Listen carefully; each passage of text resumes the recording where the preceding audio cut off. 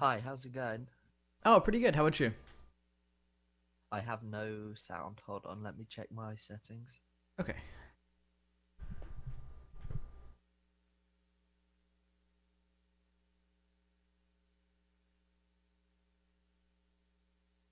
Test one, two. Hi. Is that any better or no? I still got nothing. I can see your green circle.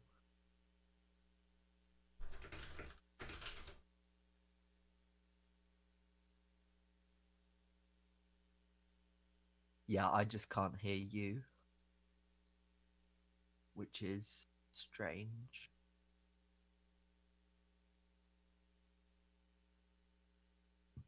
Excuse me.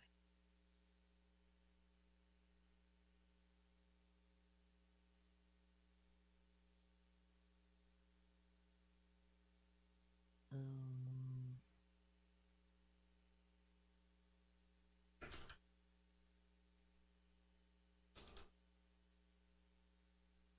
Any luck?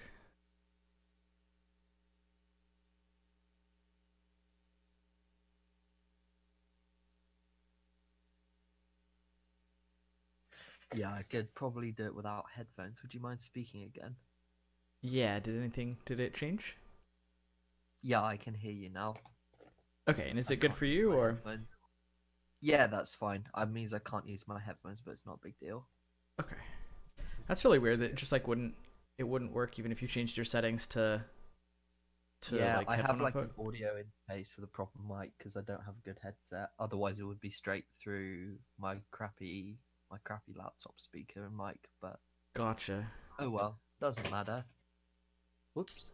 Anyway, let me send you the first VOD I wanted to Awesome. go over. So this is me versus Bayonetta, Nice. and this is probably best Bayo in the UK. Okay, awesome.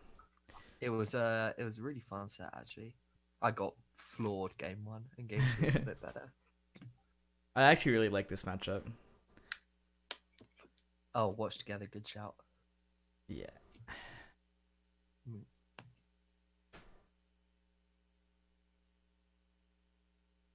Yeah, it's a fun matchup. Yeah, it's It's definitely volatile, but I enjoy it at the very least. yeah, super volatile. All right, awesome. So yeah, I'll just get into this. What do you know what stage you guys agreed to go to for game one? Did you just go to Smashville? I think we banned there, but we might have gentlemen. I can't remember. Yeah, I'm just trying to think about stage selection for this matchup. I think Smashville's I fine. definitely. Um, I think. I mean, I feel like it's always gonna ban to Town or Smashville because yeah, Bayo's always out for God's sake. Oh yeah, I SD'd pretty bad.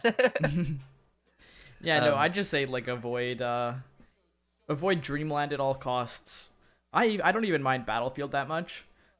yeah, Because Battlefield's fine. it prevents me from getting I either laddered. ban Dreamland or sometimes Lilac, depending on which Bayo. I think I banned Lilac versus this guy. Yeah. In fact, Okay, no, I cool. didn't get banned because I didn't win a game. I would have. Hmm. Ryu combos. Oh, what the hell? Yeah, it's really hard for Haggis just to. The VOD just like skipped super far forward, and I don't know why. Oh, that might be. Uh, That's good now. I just moved it back. This is Alios. I'm here sure, okay. commentating with Back to Doctor start. while he sorts this out. Yeah, it was good But yeah, we've DI. got Haggis on Oh top yeah, laning that'll second happen. And Smashville. I'm guessing you're trying to I fastball don't back even air know how I I there. did didn't it. see how, but he It died. must have just been an input Tatsu when I wanted to back air, maybe? Yeah, I think it looked like a fastball back air. Yeah. Look. Oh God. He's almost trolling me, like. Yeah. Ow. Not looking Yeah, he was in good for full Haggis right control now, this but whole game. Like, I Haggis just is didn't really even good really with know how to get anything low block started, it felt Ryu like. combos. Yeah, it's really hard for Haggis just to.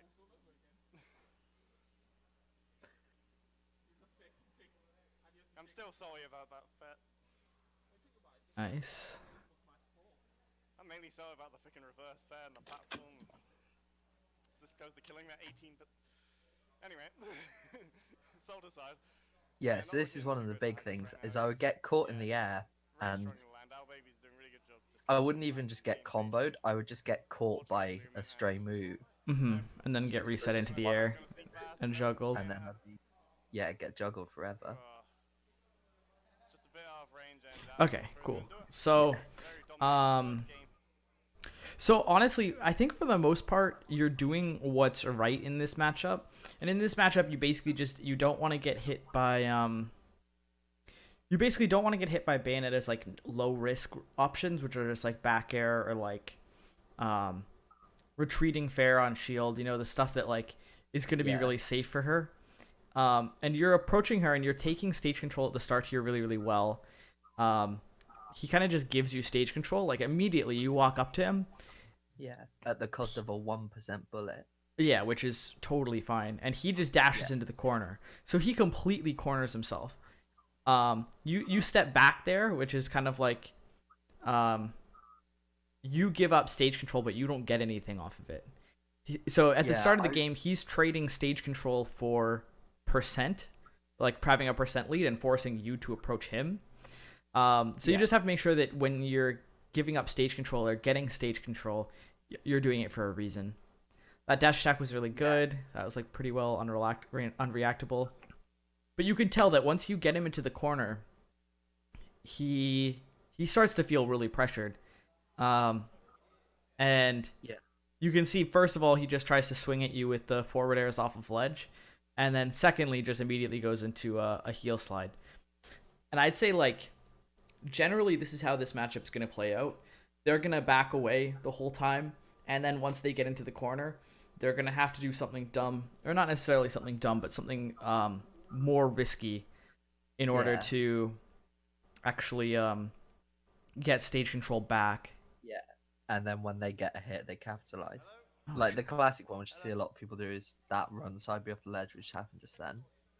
Yeah, so here he gets put in the corner again, and then rather than waiting for him to, he actually put himself in the corner, I think. Yeah, so he dashed past me with a grab, and then I turned around and tried to up tilt him for it, and he just side beat me.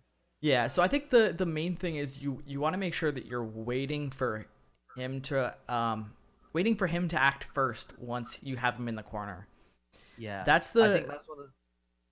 Yeah, go for it. I think that's one of the things I adapted for in game 2. Okay, cool. And then he adapted on top of me because, I mean, he still won game 2. It's a lot closer. Yeah. This is and then just combo DI. Yeah, I think like you could definitely SDI harder. Let me just see. Did you fast fall before you did that? Yeah, you can see the fast fall, the little spark from the fast fall come out right before it. So you were definitely just going for fast fall back air. I used to stick aerial most of the time, so evidently I didn't that time. Yeah, I mean, with how many different buttons you can do the inputs with, it could have been something else too. I will never understand why you can do. I understand why you can do Shoryu with A and B. That makes sense. And then grab, I kind of understand because technically grab is shield and attack at the same time. Like that's just how it's coded. Yeah. So, but then I'll never understand why you can do the inputs with the taunt button. That's funny. Oh my god, I did up tilt once as a miss input. I don't even know how I did it, but it was so funny. God. There are times when I do actually use the taunt button to Shoryu if I'm like off stage and I'm afraid of misinputting. Because if you misinput a taunt off stage, it's like, you know, nothing happens. That's really interesting because I've definitely misinputted in that regard. Yeah, like if I want to get like a true Shoryu and they're like in my face and I'm afraid that I'll like misinput Tatsu or something and die, but I really want that invulnerability on the true Shoryu, then I'll sometimes go for taunt. Yeah. So this witch time, I don't know what I was thinking with the neutral air. Yeah, I guess that's just kind of like a risk reward thing where you just have to be really careful. Yeah, I think sometimes they use neutral air like that as like a cross up punish, or if they land close on shield. If I'm not sure I'm gonna get, because it's kind of safe and it's still 8%. It's not a proper combo, but yeah, not so good against Bayo. I think I've learned. What is? Hold on here. Let me look at Ryu's frame data real quick. Because I think in general, going for just drop shield down tilt or drop shield up tilt, even if you have to turn around, is probably just a better option. Obviously, turning around won't be quite as good. I think Nair is 1 frame quicker because Nair's frame 9 with a frame or like frame 4, frame 5 jump squat. Yeah. And then down tilt's frame 2, frame 7 shield drop. So they're basically the same. Yeah, so those are the same. Up tilt would be 1 slower. If you have to turn around, obviously the Nair is a little bit better. The only unfortunate thing is just that you can't get anything after that Nair. It's like good as like a get off me tool, but like in that situation, I'd probably just do Shoryu out of shield if you're just looking for kind of like a get off me. Yeah, I mean it wasn't really a situation where I needed to get off me. I had invincibility. Like... Yeah. But yeah, so I guess that's mostly just like a. I think it was just one of those push button options. Yeah, which is fine. He didn't get a huge punish off of it or anything. Yeah. Looking too good for Haggis right now, but So yeah, I chased his camping there. Yeah, so yet again, like you can see that as soon as you get up to him here, and you put him in a position where he's pressured, he starts to do things that are a lot more risky, like this witch twist. So you just have to you have to push into his space, but not actually like try and hit him until he does something. And it's a little bit in this case, I was trying to hit him with the up air as he was landing with the neutral air. Mm-hmm. And I just missed, and then he scooped me up with it.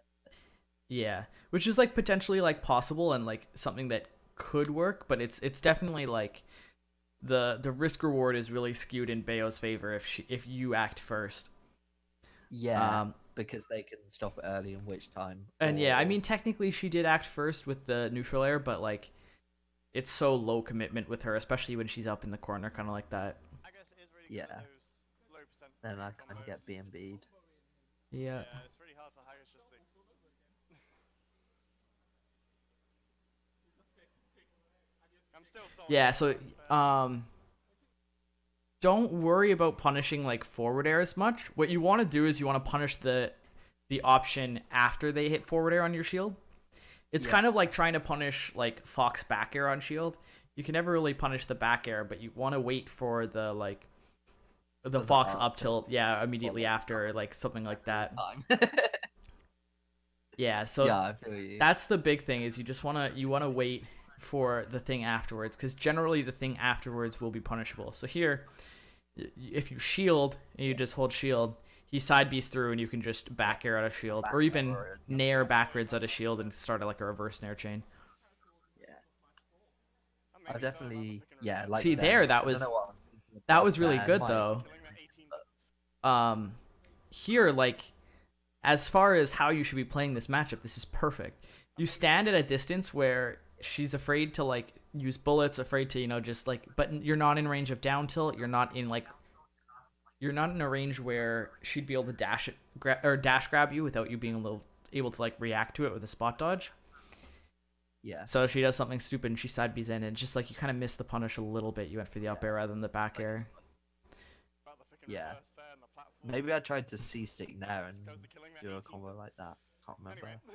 Yeah, I was in a bad focus. Yeah, not looking too good for Haggis right now. It's kind of really strong in the land. Our baby's doing a really good job just catching his land. Yeah, this is a tough situation. Yeah. I got way too comfortable on focus. And that was like, I've got to kill, and then I kind of wasted it. Yeah, so as a rule of thumb, just like always down tilt Shoryu if you have if you're punishing, and then up tilt Shoryu if you're kind of fishing. It's like my kind of like general rule of thumb, because like down tilt Shoryu, or I guess like jab Shoryu works too, but you really just want to make sure that you're using an option that isn't DI-able when you have that punish. It was also because I cancelled the up tilt. Like I might have been able to run up. I had loads of range. I was at like 150, wasn't I? That too, but there are definitely players who will see that they're in lag like that, and they will just preemptively SDI super hard. Yeah. And you can see he did pop away a little bit, so like the SDI definitely did play into it. You would have been able to do that just fine if he hadn't actually SDI'd away. So yeah, Yeah, that was just as a rule of thumb, just go for jab Shoryu or down tilt Shoryu in those situations. As far as getting down goes, that's tough. I was just always above him, which meant I don't think I even air dodged once, or No, like I you air very dodged a rarely. couple of times. I was mostly trying to focus, Maybe which so about the flick and ended reverse up being there, really but bad that for performed. me because he was just Goes for witch killing at twisting through 18. them. Anyway, sold aside. Yeah, so Yeah. that Looking for too good for Haggis right nothing. now. Yeah, it's kind of really strong in the land. Our baby's So in Oh general, yeah, it becomes kind of I like a air dodged, but 50-50 watching it where and you have to just when I thought focus if you're expecting like a nair or an up air, and then you have to air dodge if you're expecting a witch twist. The I think generally what I'll sometimes end up nowadays. doing is I'll end up focusing, and I'll end up air dodging is what I'll end up doing. And if they the only way they've been covering it, because witch twist won't cover it for the most part unless they have really really good positioning and they can get like a frame trap. Yeah, But they'll witch twist or they'll hold up air or they'll hold nair, and then yeah, the held nair or the held up air will hit me, but it'll send me sideways, and then I just go to ledge off after that. yeah. And that's like So what? something that is like for me, I always have a much easier time getting off of ledge against Bayo than actually getting down. So that could be Yeah, something that you try too, because I think you actually like start at the left side of the stage and then you fade to the right side of the stage. So you're at the left here. sold aside. Then rather than going to ledge here, you start fading right and he catches it again. Pretty strong in the land. And then you start going right yeah. again. His landing move. So like you have the And then option down there.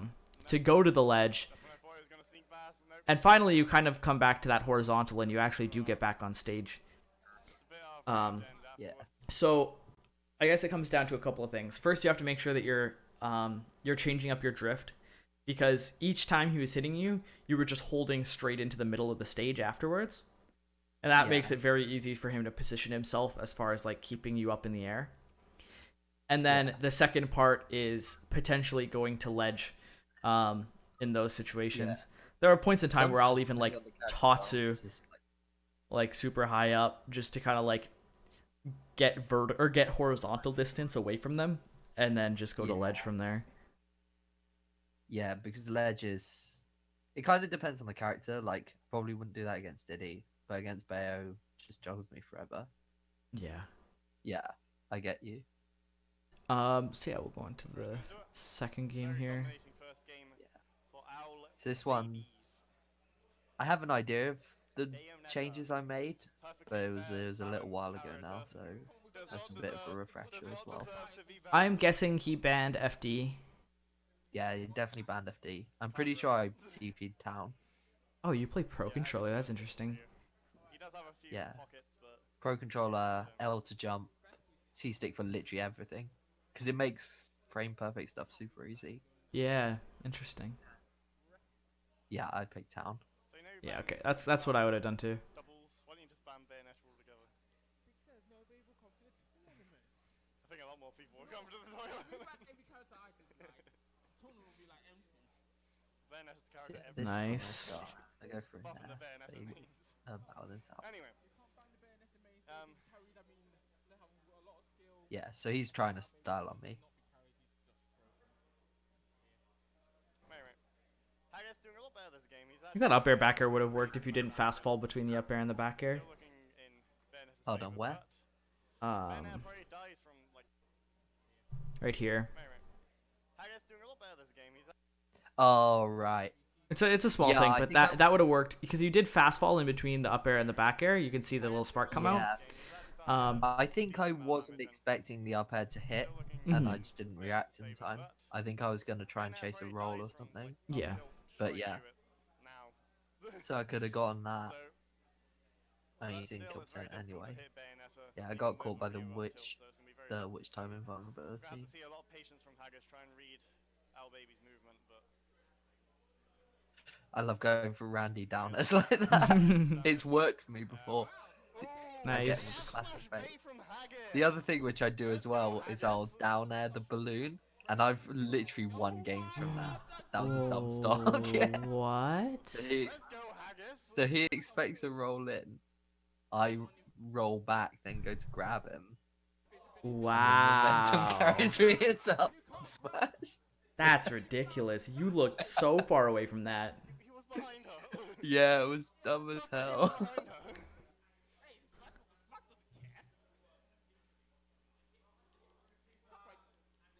Just out of range for the back air.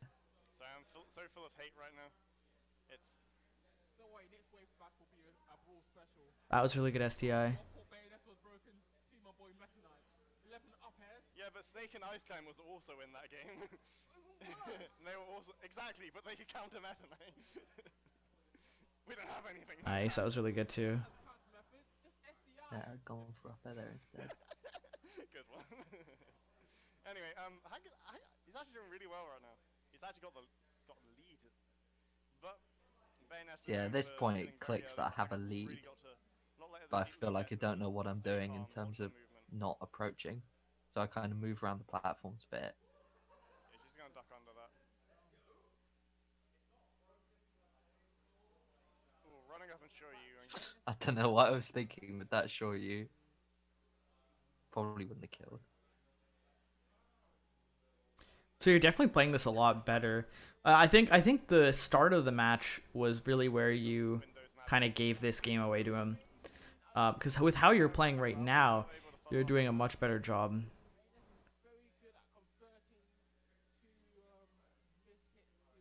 Yeah, I'm playing it a lot slower as well. Yeah, the like corner pressure is a lot better. He was playing so much more. But right now he starts getting a hang of my shield habits, and so he keeps grabbing me. Respecting Haggis a lot right now.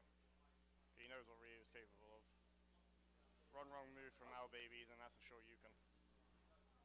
So we're gonna see a witch twist and. And the collective aw from the crowd. Just keep going. That's really funny. Clutch. Okay, so let's look at the start of this game, because this game is relatively long as far as things go. So, So you know you banned Cloud from. right off the bat, just like running at him is something that's like fine to like take stage control, but in that state you want to still make sure that you're running forwards to take stage control and not to like immediately try and hit him, you know. Yeah. Especially on a Do I throw an stage. attack? I don't even think you throw out an attack. You're just still running at him. Yeah. Because I think you expect him to corner I himself. think yeah, expecting the same thing as before. Um, Maybe he was getting data on me by doing that safe bullets. Yeah, and that's definitely a part of the whole conditioning thing. Yeah. But yeah, so example, or not example. So he basically he's doing things that give you openings, but because you're trying too hard to actually like hit him, he's getting away with it, and he's actually getting the hits themselves. So Yeah. in this situation, you end up taking, I guess, 49% before you can actually get out of that opening, just off of that like opening kind of gambit that occurred there. So you just want to make sure that like you're moving forward to take stage control, but you're not moving forward to you're not just like running at him, especially on a stage as long as Town. Town is definitely a stage that like you start far enough away from each other that no matter what you try and do at the start of the game, they'll be able to react to it. There are some characters you can kind of get away with that sort of stuff on Smashville. Yeah. One of my favorite matchups is Bowser Jr. Bowser Jr. often just like throws out a Mecha Koopa at the very start of the game, and like Smashville, you just hit him with forward air, back air. Yeah. He's in lag for so long. Oh, But- I played a Bowser Jr. I wonder. Oh, sorry, I'm getting sidetracked. Never mind. That's okay. I was just thinking I could put that up for VOD review as well, depending on Oh, how much cool. time we have. Apart from But the Bayonetta means. Anyway. So in general here, you want to make sure that you're DIing in on Apart from the Bayonetta means. Afterburner Kick. So Yeah. you DI'd out on Witch Twist, which is good. But then you want to make sure that you DI in Yeah. on the afterburner kick, because here you continue DIing out and he's actually able to continue comboing as a result. In general, and there as well, he could have forward aired and continued comboing there because you were holding out. So it's something that, like, technically you can DI out, and sometimes it'll mess them up, but in general, the quote unquote correct way is to DI in. Yeah, it's to DI in. It'll make sure that you don't get like laddered, and it'll end the combo earlier. They'll still might be able to get like side B back air, like stuff like that, but like nothing. I think that might have been what I was thinking. I was like, okay, I've been caught by the witch twist. That'll just be like side B back air, and so maybe I didn't think too much about it. But then he really extended it as much as he could get. Because in my head, because I play a little bit of Bayo, and if I was in that situation, I'd have just gotten through and then done side B back air and taken the stage instead. Yeah.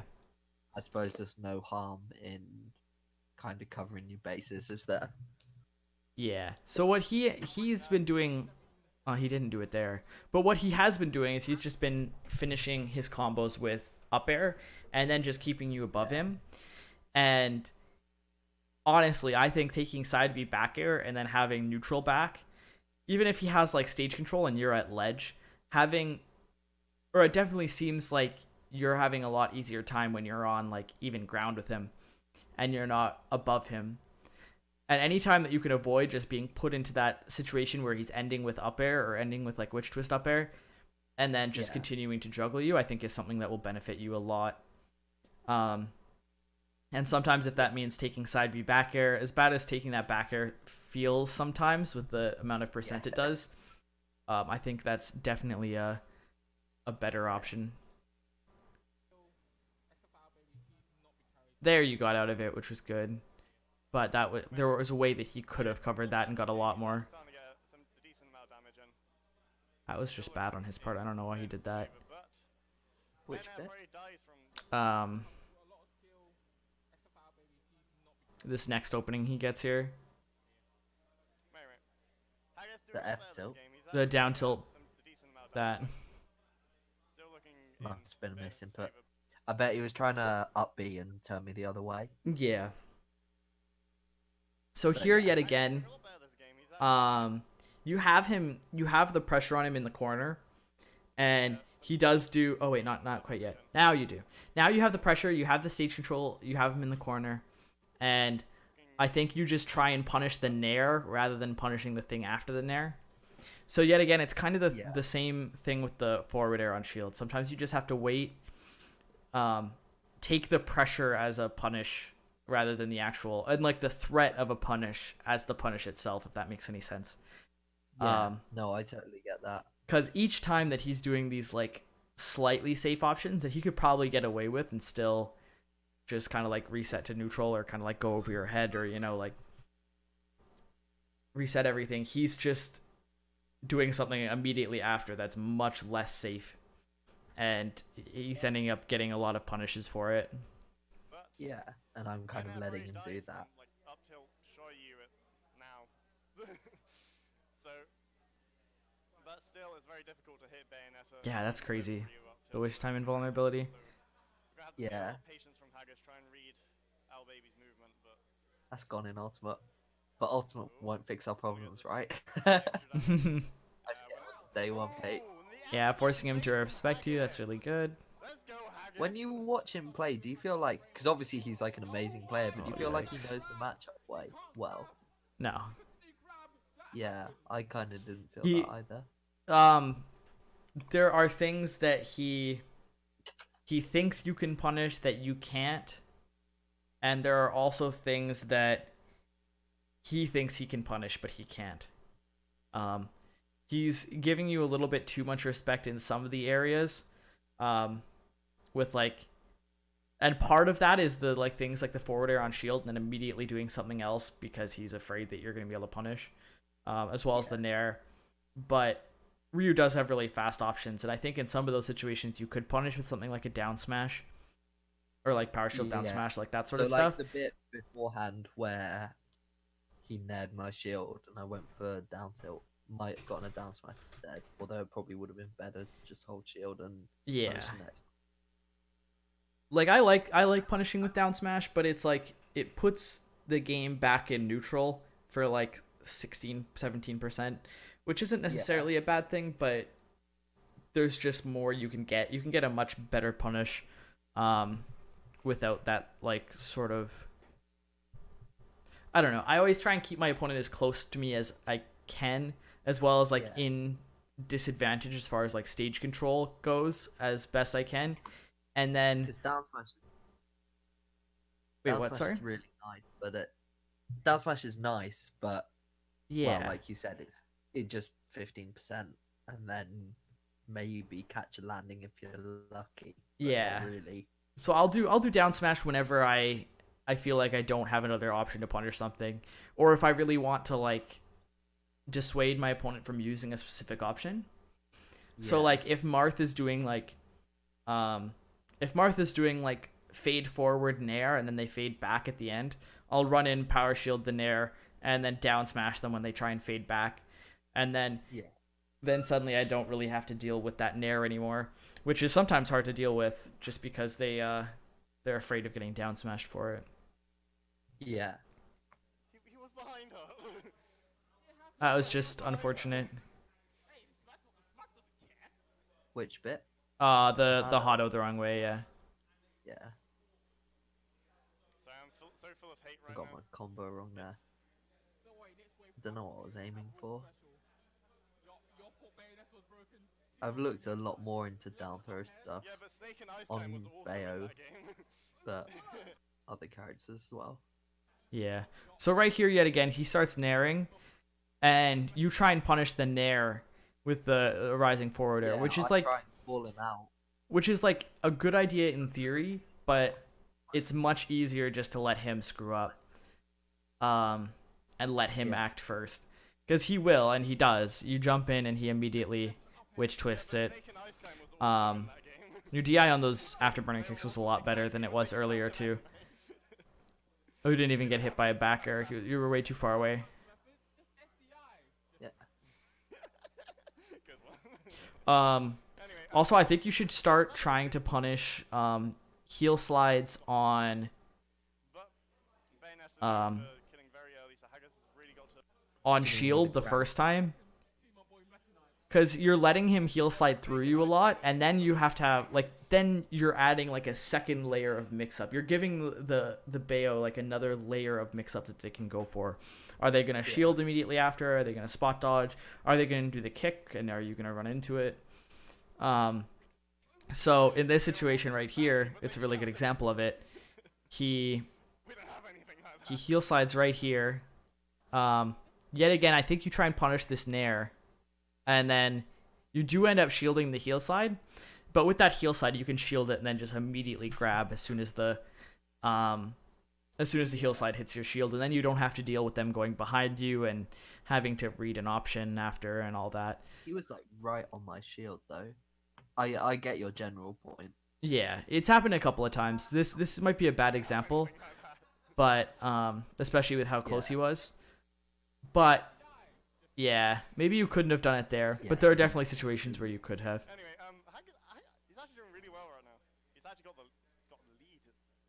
But Bayonets are known for killing very early, so Yeah. Haggis has really got to. I think when I've let his lead got go the through, just lead like stay this, calm, watch her and I'm movement. thinking, oh, I shouldn't approach. What should I? Because I'm trying to play patient, but then patient.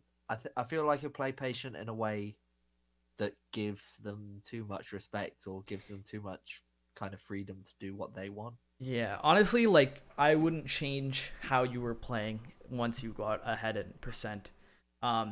It's something that like it's just kind of it's how Ryu plays, and it's like people are always going to be really, really afraid of Ryu, and your best bet is always just going to be like, okay, put them in the corner, wait for them to screw up, punish. And especially when they're down percent. If they're down percent and you're still keeping the pressure on, people get like really afraid and they start fishing for even like worse stuff. If they're like down like 40% and they're like, damn, I really need to make an opening here, and they're stuck in the corner, when they try and make an opening with that little of stage control, like they're forced to like go for an opening that is just like risky and not safe. So in these situations where you're ending up like backing off and giving them space, in an attempt to like force them to approach, it's like technically that's a way you could play, but it's a lot more difficult on you because you have to deal with them having more stage control, and then their options suddenly become a lot like they suddenly have a lot more options to choose from. Yeah, so applying the pressure is better. And I mean, in this specific case, like, Bear only needs to put on 5% to get back in the lead. Yeah. And that's easy enough with bullets. So yeah, for the most part, I'd say just like you kind of want to play the same, because the way that you are playing, keeping people in the corner, forcing them to have to do something a little bit more risky to get stage control back, doing that is something that will limit their options, and it'll make just like playing that kind of like reactive game a lot easier for you. Yeah.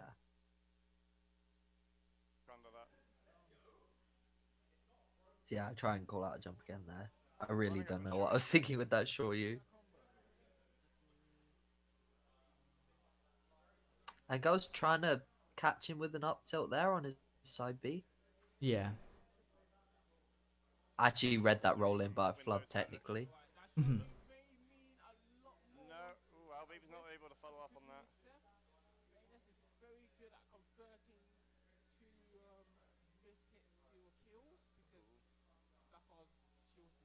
Albaby's playing a lot more scared now.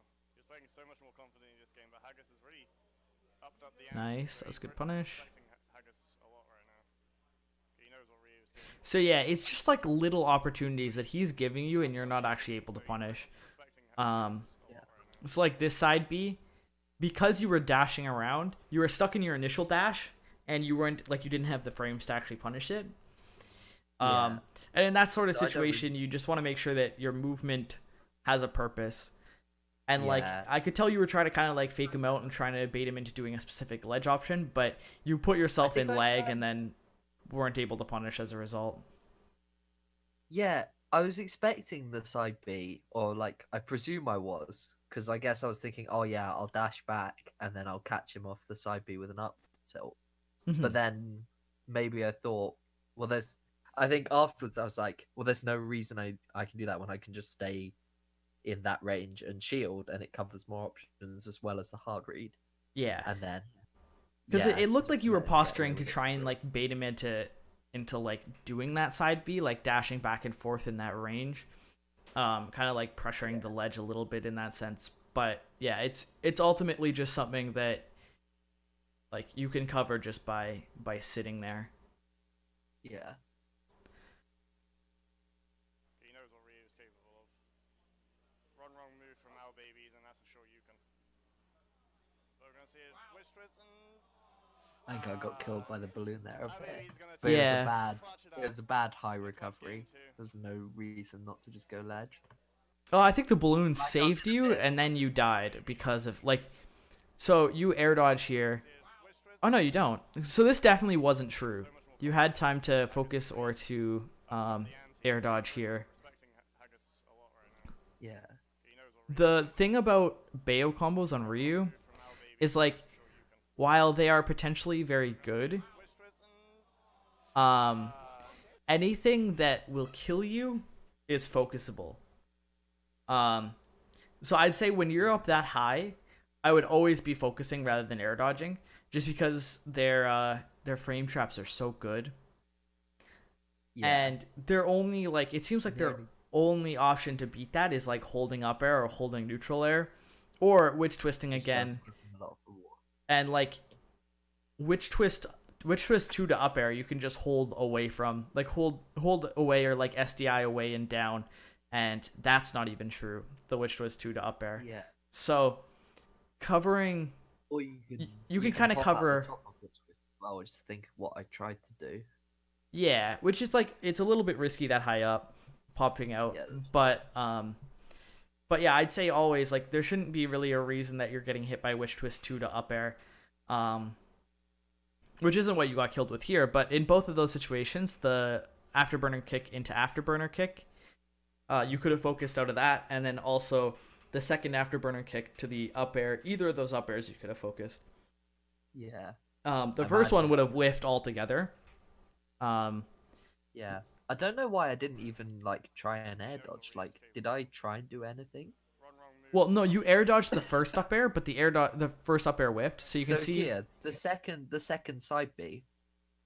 Yeah. It looks like I don't press anything. No, you air dodge. You can see the air dodge there. No, I don't mean here. I mean before the second side B. Oh yeah, no, you don't do anything in between the two side Bs. He knows what he is. And Yeah. it's definitely Don't know not true, why. especially with the balloon. The balloon actually, I think, screwed up his combo there, but he went Yeah, for it it did. anyway.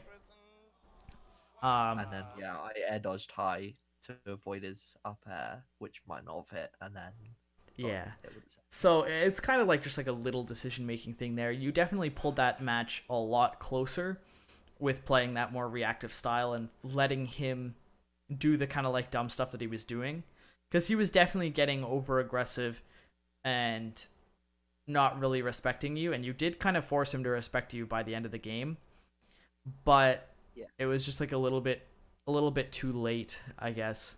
Yeah, I totally get you, and I was probably getting antsy. The idea of taking a game, like, Yeah. So I think that's the big thing. I think just like kind of slowing things down, making sure that you're punishing the things that are punishable rather than things that are like close to punishable. yeah, Um because Bayo has a lot of options to fake you out. yeah, exactly.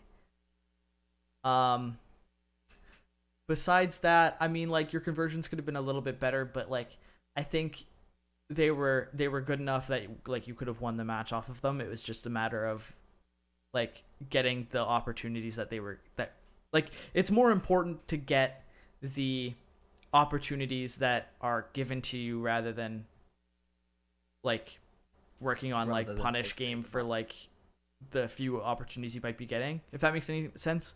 Like it'll be Yeah, no, I infinitely get it. better for you to figure out the punish game on Bayo than to like optimize your punishes just like slightly Yeah. better. Yeah, when I practice punishes, I practice from a bunch of different openings. Like, it's always tempting to just practice dank, weak, fair, footstool, fun Yeah. stuff. But no, I've definitely, especially recently, started being like, well, I need to think about what I can do if I get a down tilt or a back air or something like that. Yeah, and it's Just something that 'cause- like definitely I'm guilty of too, is wanting to go for like the like crazy stuff, but like Yeah. you definitely have to make sure that your regular stuff is there before you go for any of the crazy stuff. I think that was one of the first times I really noticed myself improving, because I would always just practice combos and practice really getting practical combos, and then at one point I kind of forced myself to think a lot less about combos and do a lot simpler stuff, and just try and think about other things, and try and think about how to play neutral and think about matchups, and that was one of the times I got a lot better. But yeah, I think recently I've gotten back into punishes, which maybe is a bad thing, but it's nice to kill people. Yeah, no, definitely. And you definitely want to be at the position where you can do that sort of thing. It's just a matter of knowing when, well, not necessarily knowing when to go for that sort of stuff, but more of making sure that you're taking all your opportunities to get that sort of stuff that are being given to you. Yeah. But yeah, I think that's all I've got for that Sure. VOD. I have another VOD here. This is Losers. Okay, cool. And, this was against a NES player, and this guy, I mean, he's good, but I got totally caught out by matchup. Like, Yeah. I kind of went in without a game plan. Yeah, there's some. And This then- matchup is definitely not easy. Yeah, I don't quite know how to feel about it. One of the things he did really good was mix up and getting his grabs.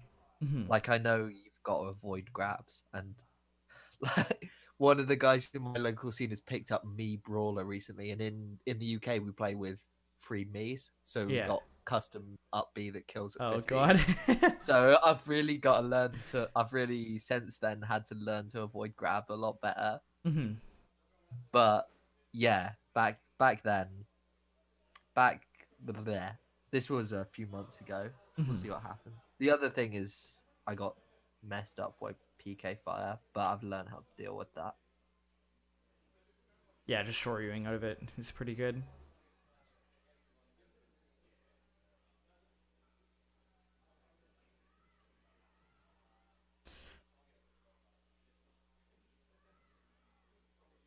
Yeah, that you could have got that if you just kept holding forward.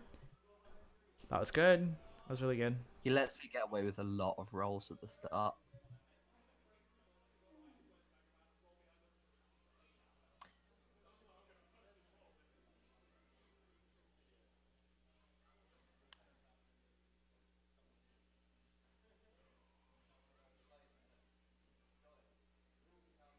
Yeah, watching it now, I spend quite a lot of time on the ledge.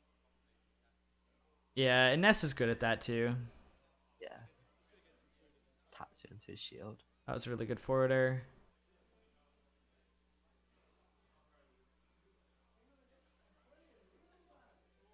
No tech zone. You might have just been able to recover that without the Tatsu. Yeah. Would literally just jump Shoryu or with a focus. I think either or you might have been able to snap. It would have been close. Yeah. Maybe panicked a bit.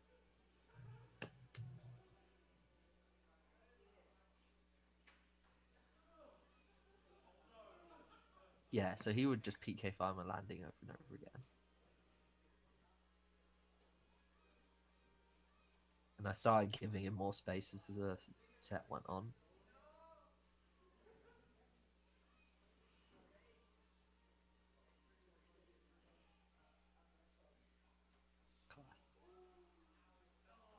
Okay, so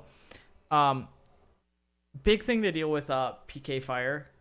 I always end up what I generally do to deal with PK fire is I will, if I'm getting hit by it, and I know that they're running in to try and get a punish off of it, I will you can shoryu like 4 or 5 times during PK fire, and the PK fire will just like clip you and send you back in. So basically what you want to do is, or what I generally will do is I'll wait until like the last tick before the PK fire ends, and I'll shoryu there, so the hitbox will come out, the PK fire will stop me, and then I won't have any lag from the shoryu, and I'll just be on the ground. Yeah. So that forces the Ness to basically what Nesses will try and do to counterplay that is they'll expect you to be spamming shoryu, and then they'll wait for the PK fire to be done and wait for the shoryu to happen, and then try and like baseball bat you or something like when you're coming down from the shoryu. But you can do it with you can do it so that you won't actually pop up and you just get that last hitbox. So that's something that's like really, really valuable in this matchup. Yeah, that's a nice little trick I hadn't thought of.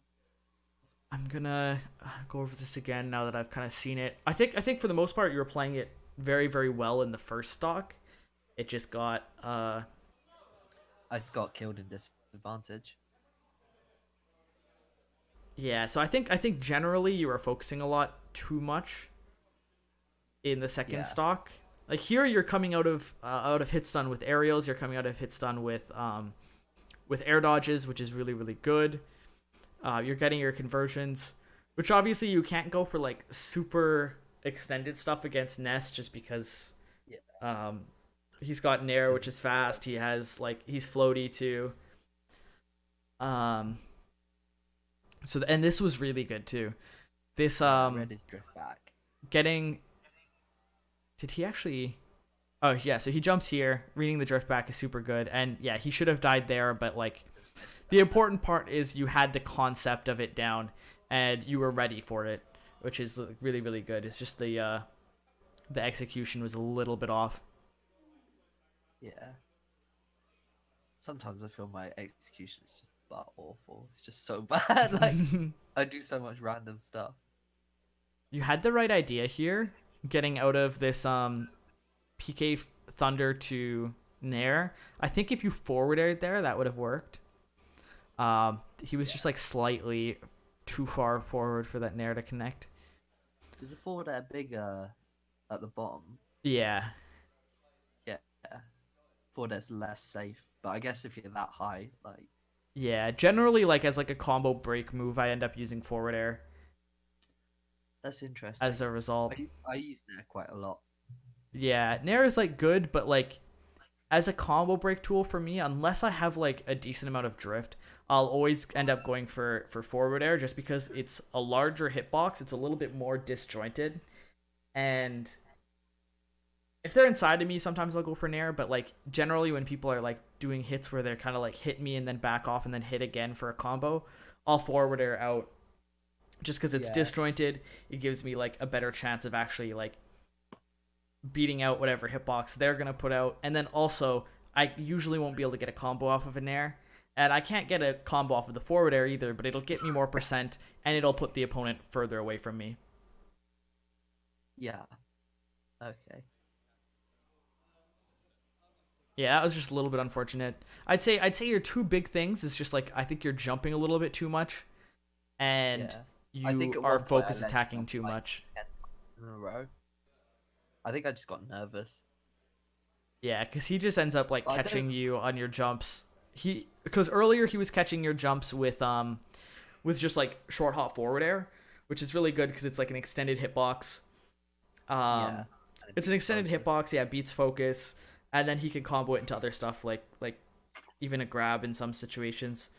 And then you continue to jump, and he continues to catch you just with like catching your landings with grabs. So I'd say like staying on the ground, even though PK fire is like a little bit scary, you're doing a lot of double jumping too. Let me just back up here. You're doing a lot of things that just instantly burn your double jump, and that's really scary as Ryu because it really puts. If you get off stage, you're screwed. Yeah, well, I mean, it's less of like putting you off stage and you're screwed. It's just like it very much telegraphs where you're going to be landing. When you don't have like your second jump, suddenly the options for where you can land are very, very few. Like it'll be one place in specific, and then maybe two other places if you focus attack cancel. Yeah, and if you bring your options from like almost limitless with your second jump down to like 3, it just becomes a lot easier to catch landings and that sort of thing. So here, yeah, so you see how you burned your double jump, and it became very easy for him just to see where you were going to land and then punish accordingly. Yeah.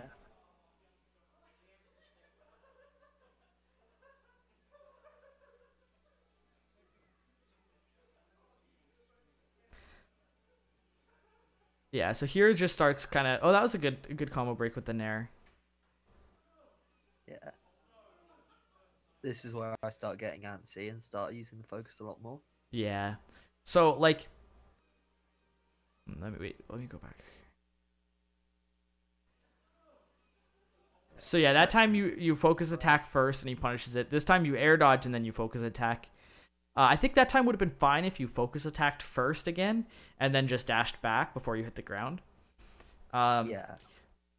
I don't think, like in my opinion, I almost never use focus in a position where I'm gonna have to hit the ground and then do the like actual dash out on the ground. Yeah. It has more lag anyway.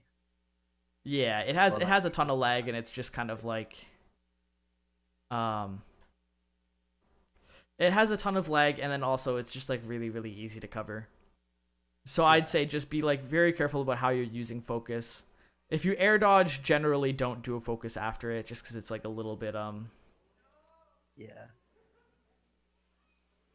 So yeah, where you were getting out of this PK fire and you were down tilting each time, like each time those ticks are happening, those could have been Shoryus.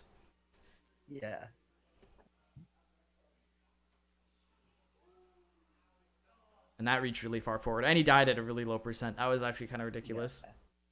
That was a bit silly, yeah. Ness isn't even that light, is he? All right, so yeah, no, he's really light. Let me look at weight. He's That like doesn't matter that much. he's not like Fox weight, but he's like similar. Right, fair enough. Um. And floaty. Oh wait, never mind. What the hell? He's way less light than I thought he was. Never mind. He's the same weight as Lucas and Sonic and Greninja. Well, I guess they're pretty light. Just Yeah, not they're like middle. mid-light. Yeah. Pit and Dark Pit are at 96 and Lucas is at Ness is at 94. Yeah, that's not actually much less light than I thought. 1 second here. Okay. People in chat being.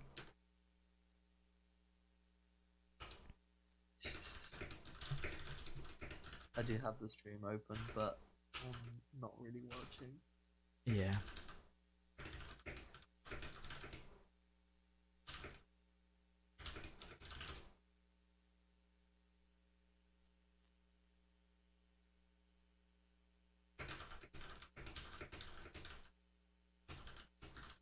All right.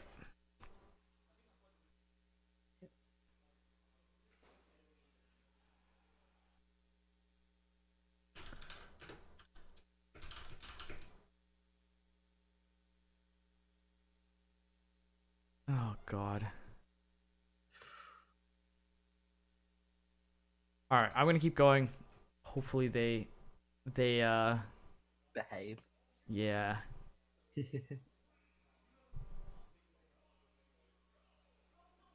All right, okay. This guy actually just said, "I'm just here to trigger." Yeah. All right. All right, he's gone. We'll be fine. Send him out. All right, okay, we're good. Problem solved. He made that easy for us. Nice. All right, so yeah, ECP Smash Break. I can't remember what I banned. Probably Dreamland. It's just like I always ban Dreamland. so yeah, right at the start of this game, yet again, you just have to be really, really careful with burning your double jump. You were cognizant enough to get the footstool off of his head and then still have your double jump, and he doesn't punish you for it there, but it's something that I can definitely see you getting punished for in other situations. Yeah. And then yet again here, he knows that you're jumping around a lot, and he just calls that out with that forward air, and ends up getting 31% off of it. Oh, even more, 39%. Stock. Yeah, I guess he ends up getting the whole stock basically off that opening because you were in disadvantage for the whole time after that. Yeah. So the big I thing might is have been just able like, to put it, but yeah, that was rough.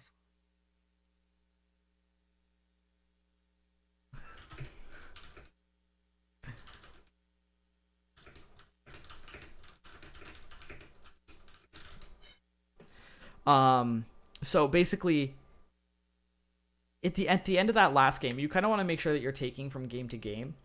And at the end of that last game, he was calling out your jumps super hard over and over. Like he was calling them out with forward airs, he was calling them out with just like catching your landings and that sort of stuff. So you kind of have to be ready for that coming into the next game. Yeah. And it's pretty hard to deal with Ness forward air because like it's pretty safe if he misses it. It's not something that like is super risky for him, but you can just kind of like punish it with back air, or yet again if he's using it, sometimes what he does after it will be the not safe thing, kind of like with the whole like Bayo situation, or you can just take stage control as a result of him doing that sort of thing. Not safe. Landing. Yeah. So yeah, if he fades forwards with it, you can punish it pretty easily. But if he fades back, then he's giving up stage control. You can kind of walk forwards, take that sort of positioning, and yet again, kind of move towards that place where you can punish them for doing things that are going to be more risky because they have to get out of the corner. And yeah, Ness never wants to be off stage. Definitely not. Although against Ryu, like Ryu can't edge guard Ness that easily. I mean, like, every character can with just air dodging through his PK Thunder and just taking it. That's true. But it's definitely a little bit harder for Ryu. And usually Nesses will try and avoid PK Thundering with their life if they can. Yeah. But yeah. Jump. Just back up a little bit here. Yeah, so that was just like, I could tell it was like a tech thing. I'm sure you weren't trying to dash attack there. I'm sure you were probably going for like down tilt or something out of that, but just because you were moving forward out of that focus, you got the dash attack instead. Sometimes when you land, it depends how high you land, doesn't it? Like, you'll kind of land on your 2 feet as opposed to landing with a dash. I mean, like, I think in general you can... It's just harder to dash cancel and then immediately stop moving the lower you are to the ground. Just because it's hard to get your stick back to neutral, rather than if you do it higher in the air, obviously you have more time to kind of like reset your controller to neutral. But so it's just kind of like those situations where you're canceling out of focus that close to the ground. You just want to make sure that you're really bringing your stick back to neutral as fast as you can in order to get your punishes. Good recovery there. Yeah, I could probably have extended that combo a bit. Got him with an air train. Yeah. Yeah, I'm just jumping off ledge over and over again. Yeah, it's scary, but like you really have to think about unpredictability. You really have to kind of think about unpredictability in the sense that like there are two facets to unpredictability. The first is picking different options, and then the second is timing. And so like in this situation, although he's PK firing a lot and that covers neutral get up, you can just time a neutral get up, avoid the PK fire, and then be back on the stage basically for free while he's in end lag on PK fire. Yeah. So it's kind of like you just have to think about both of those things. You have to make sure that your timing is in the right place as well as your with the options that you're choosing. In this case, it doesn't really matter when you're jumping from ledge. Like the timing of it doesn't matter because he's just kind of like forcing you to go high and then covering it with either forward airs or he's like catching your landings, which isn't something that's very like timing specific. But he's giving you an option that is timing specific in this PK fire from ledge that you can definitely kind of punish him a little bit harder for. And that was him just catching on to me not playing up to snuff, like me getting predictable. Yeah, basically. He was like, I'm going to keep throwing PK fire because it keeps on making him jump. And then whenever he jumps, I'm just able to catch his landing or to, forward air him out of the... Yeah. I think I didn't respect Ness aerials enough overall this match. Yeah. Because I was thinking avoid the grab, but then the way I was avoiding it wasn't. Yeah, I was being in the air a lot. Being in the air a lot. Somebody in chat just asked, how similar is Super Smash Ryu to like to Street Fighter Ryu controls? And basically how it works is all of his special moves, so all of his moves that you used with the B button, can be inputted using like using the B button or by using the like actual Street Fighter input. And if you use the actual Street Fighter input, it will be stronger and it has like a little bit different of properties. So for example, you can press B and up to do Shoryuken. Or you can do the like actual Shoryu input from the Street Fighter games, which is forward down, and then either the A button or the B button, and that will also do Shoryu, but it'll be even stronger. So he's kind of cool in that sense that he has the ability to do the moves using the Street Fighter inputs for like an added benefit. Yeah, it's a nice design touch. Yeah, no, it's super nice. That was a really good focus and a really good Shoryu actually too. Yeah.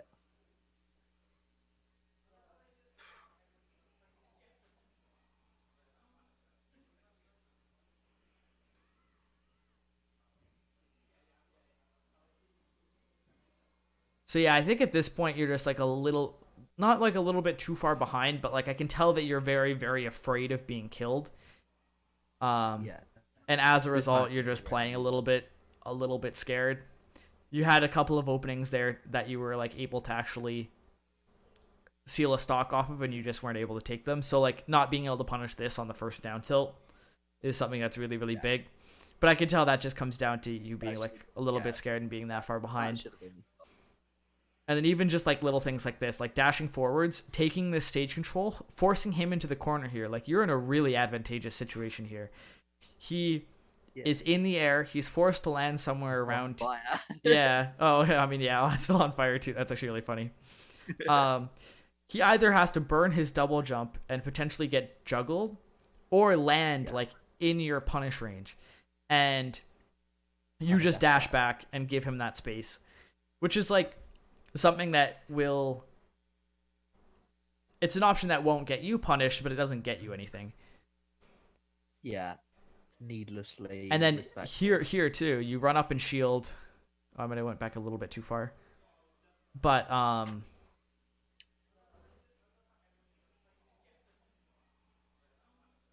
went back too far. So right here, you run up and you shield, and he's got his back to the corner. Like he is in a situation where he doesn't have that many like safe options. He has to do something risky here to get out of the corner, which means either trying to like grab you, trying to like push you back, or like roll past you or jump above you onto the Smashville platform. Like he has to get stage control here back because he has very limited space to do anything, and you just like immediately roll back. Especially with his back to you, that's something that's kind of like a weird option. But yet again, I can tell that's just a little bit of fear. Yeah. And you were doing better with that earlier. But it's just making sure that like you realize that the way you should be playing in the way you should be playing in neutral when you're ahead is the same way that you should be playing neutral when you're behind, in my opinion. It should still be that like kind of keeping out of the range of their options, forcing them into the corner and forcing them to do something dumb, and then taking the advantage from that. It feels scary to kind of like put yourself towards the opponent when you're behind and you're at a high percent, but it's still the way that you have to play in order to make your opponent make mistakes. Yeah, and we still have 4 minutes on the clock. It's not like I was in a rush. Yes, of course. It's not like he was playing timeout Sonic. Like, yeah. Yeah, he takes game 2.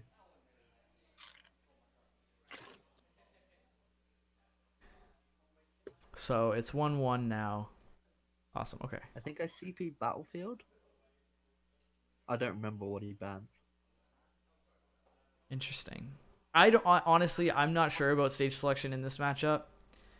Yeah, thinking about it now, I'd have probably gone Town, because we went FD game 1. He probably banned Town. Yeah. And I was like, don't want to go Smashville. I don't really want to go Lilac. Lilac probably wouldn't have been bad actually. Maybe he banned Lilac. Yeah, I'm not sure. Like I know that I've played against a couple of really good Nesses recently. I played against Gact at Frostbite.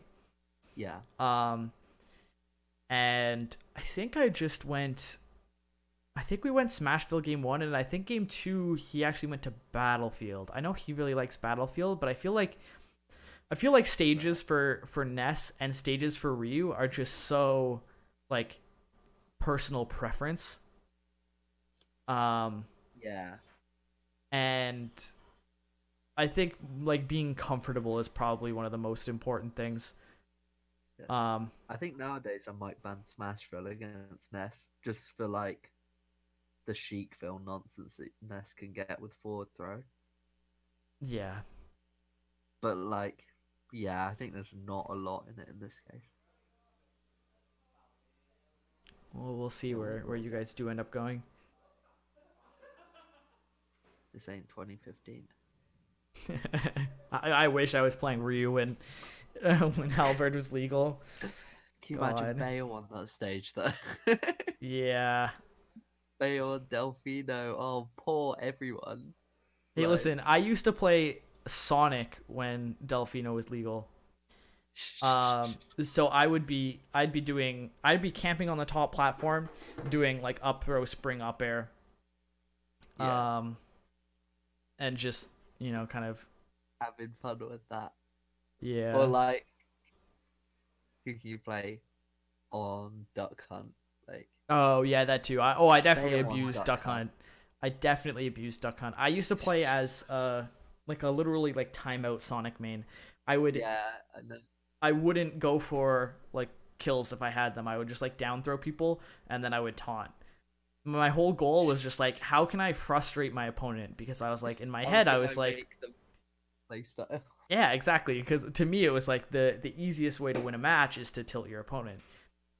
Yeah, And I this was is like, totally a real thing. yeah, and it's something that's like, I was always super polite and stuff like outside of the game, but like in the game, I was Yeah, like, okay, in the game. I'm gonna be as disrespectful. I'm gonna be as like, I'm gonna attempt to throw off their psyche. Oh, thank you Yeah. so much for the bits, Maggie. Oh my god. Oh, thank you so much. I super appreciate that. I'm just Uh, gonna go to the loo. I'll be back in a minute. All right. okay, sounds good.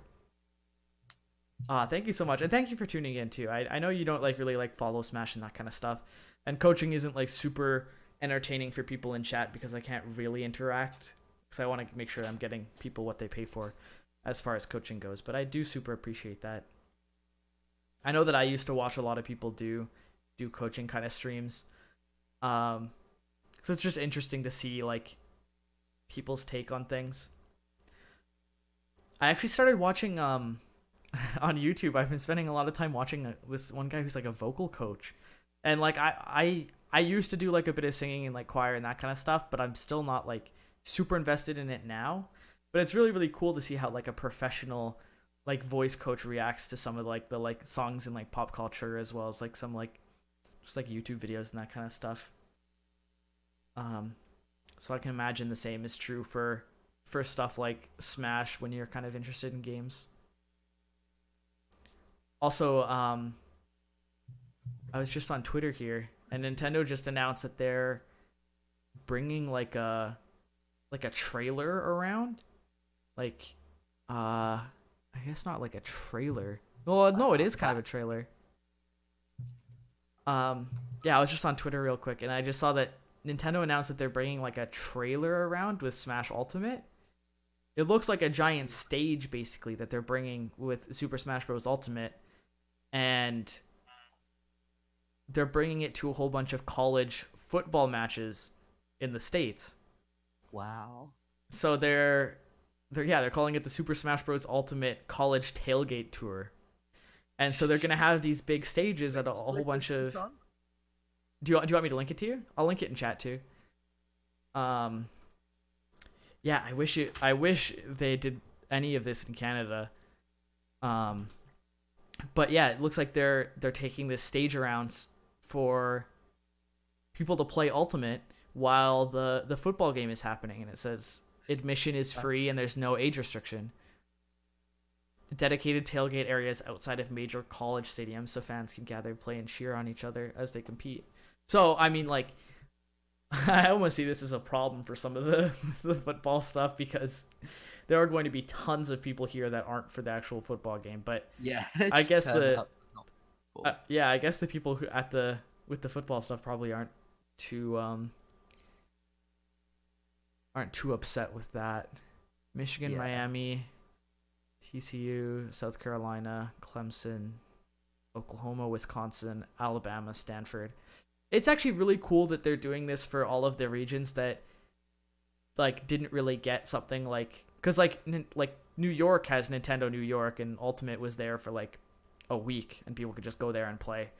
And this seems to be all of the kind of like regions that are going to miss out on the Best Buy sort of thing, that they're like having the demo at Best Buy as well as a whole bunch of other stuff. It's been pretty good in Europe as well. There's been bits and bobs going around. There was one recently in Birmingham, which is a big city in England. Oh, really? And I think there's because there's some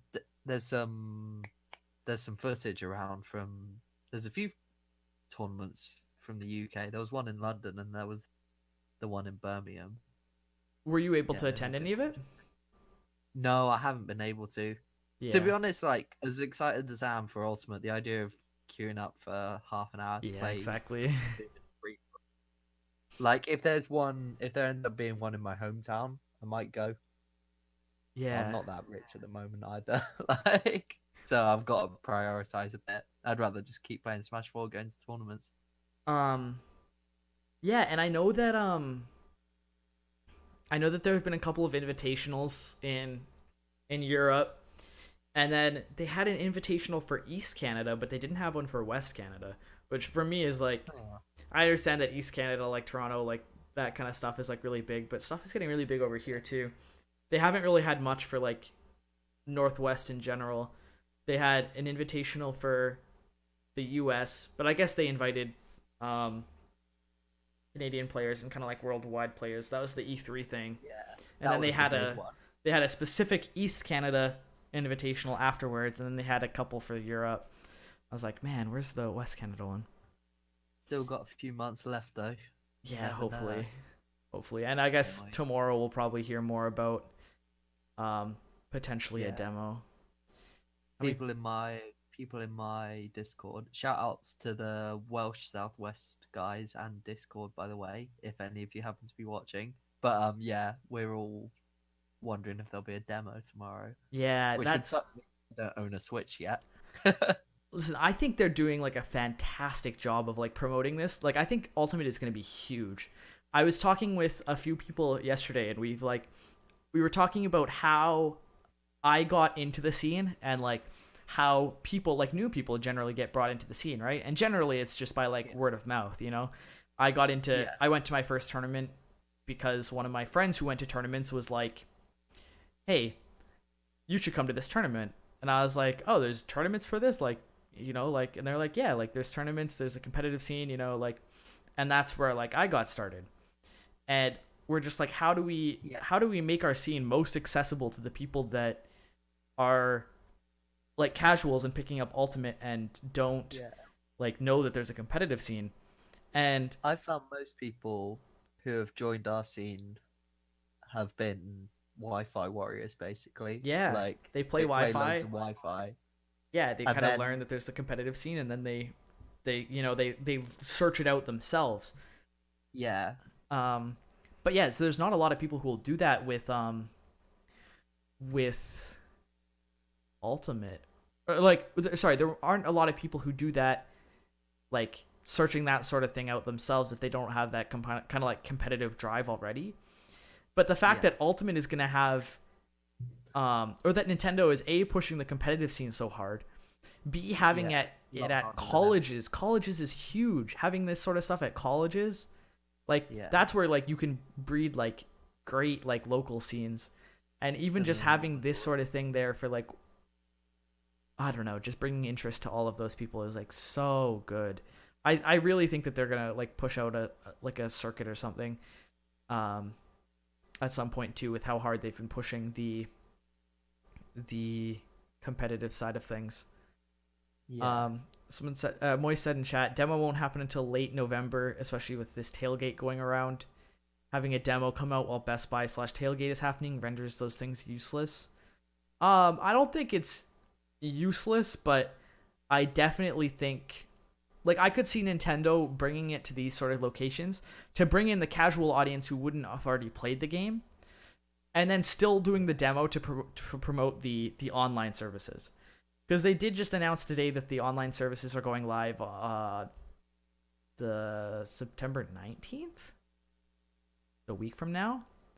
And it wouldn't surprise me if they launched a demo with it just to get everybody they can into the whole online thing who wouldn't otherwise.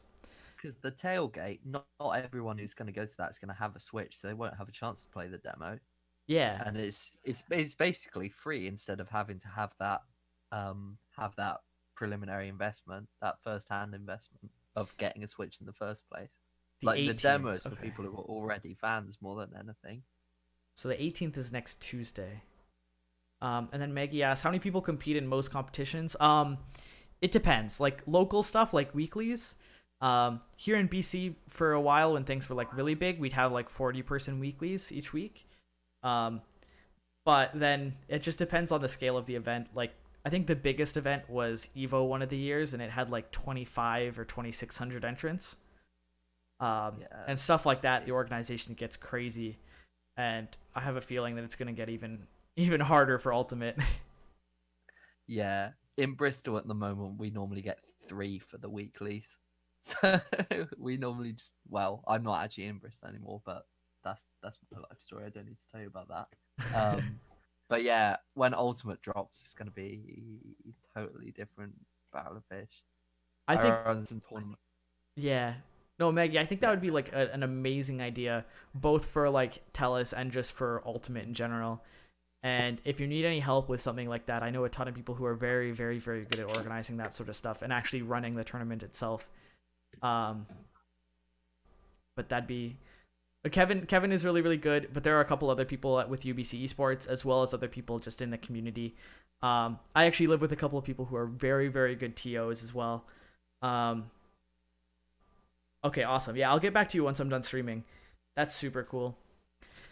Speaking of which, we'll get back onto the VODs now. Yeah, definitely. Yeah. So we're going into game 3 of Adios 1-1 versus Joycey. Oh yeah, that's really funny. Game 4 of them, actually. Yeah. Okay, so he's going for a lot of dash attack here. I think he's done 3 or 4 dash attacks already. A lot, so maybe he's just trying to mix it up. So yet again here, this falling up air he does. I think I went back a little bit too far. He does falling up air on your shield, and then immediately does something else. And rather than yet again, it's just that concept of punishing the things that are like actually punishable rather than punishing the things that are that aren't punishable. Well, like technically you could like power shield that and grab it, or like power shield down smash, or like power shield down tilt. You know, like you could get like small punishes off of it, but it's so much easier to punish a jab 3 than a falling up air that close on shield. So don't be afraid to just kind of like make sure that you know that pressure is something that is like, some people will look at that and be like, oh, you're missing out on an opportunity. And like technically you are, but it's just like the opportunity you're missing out on is so minuscule, and it's so much more of a like you're missing out on maybe like 10-15%, whereas with Ryu you can wait and get something off of like the jab 3 and get like a 40% conversion. So like you're technically not you're not missing out on anything, you're just kind of front loading your punish for the next option, kind of. Yeah.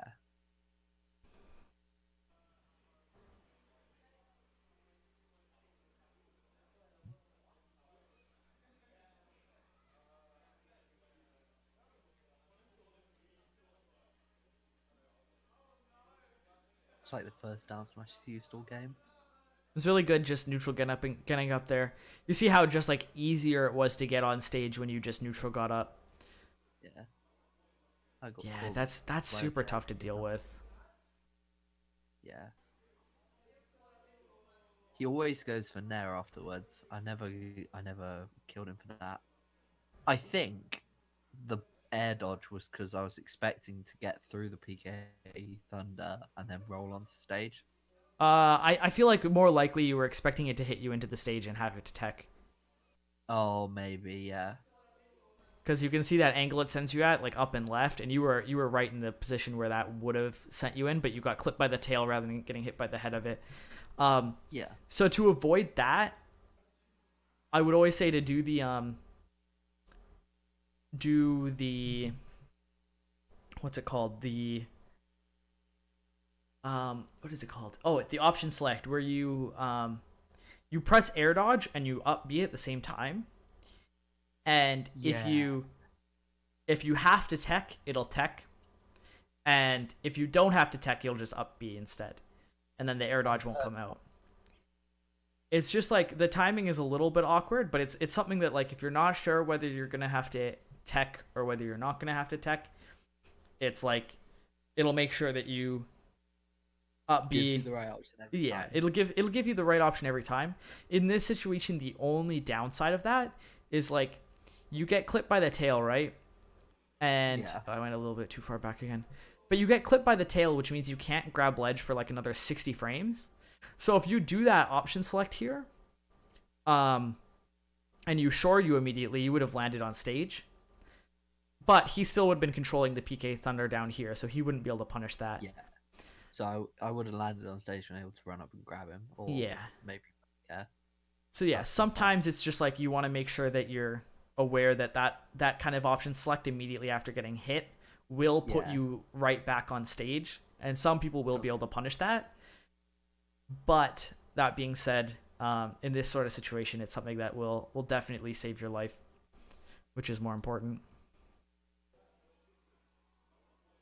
Then yeah, I just get caught and die for it.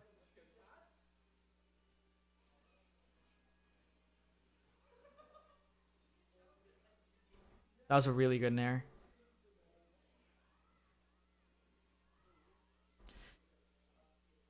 Wait, you picked Battlefield, right? I think so, yeah. Well, yeah, I did. Yeah, okay. Nice, that was really, really good. Good reaction. After I lost my stock, I think I played that stock well. Yeah, you definitely played that a lot better. What was I doing different? Let me look back.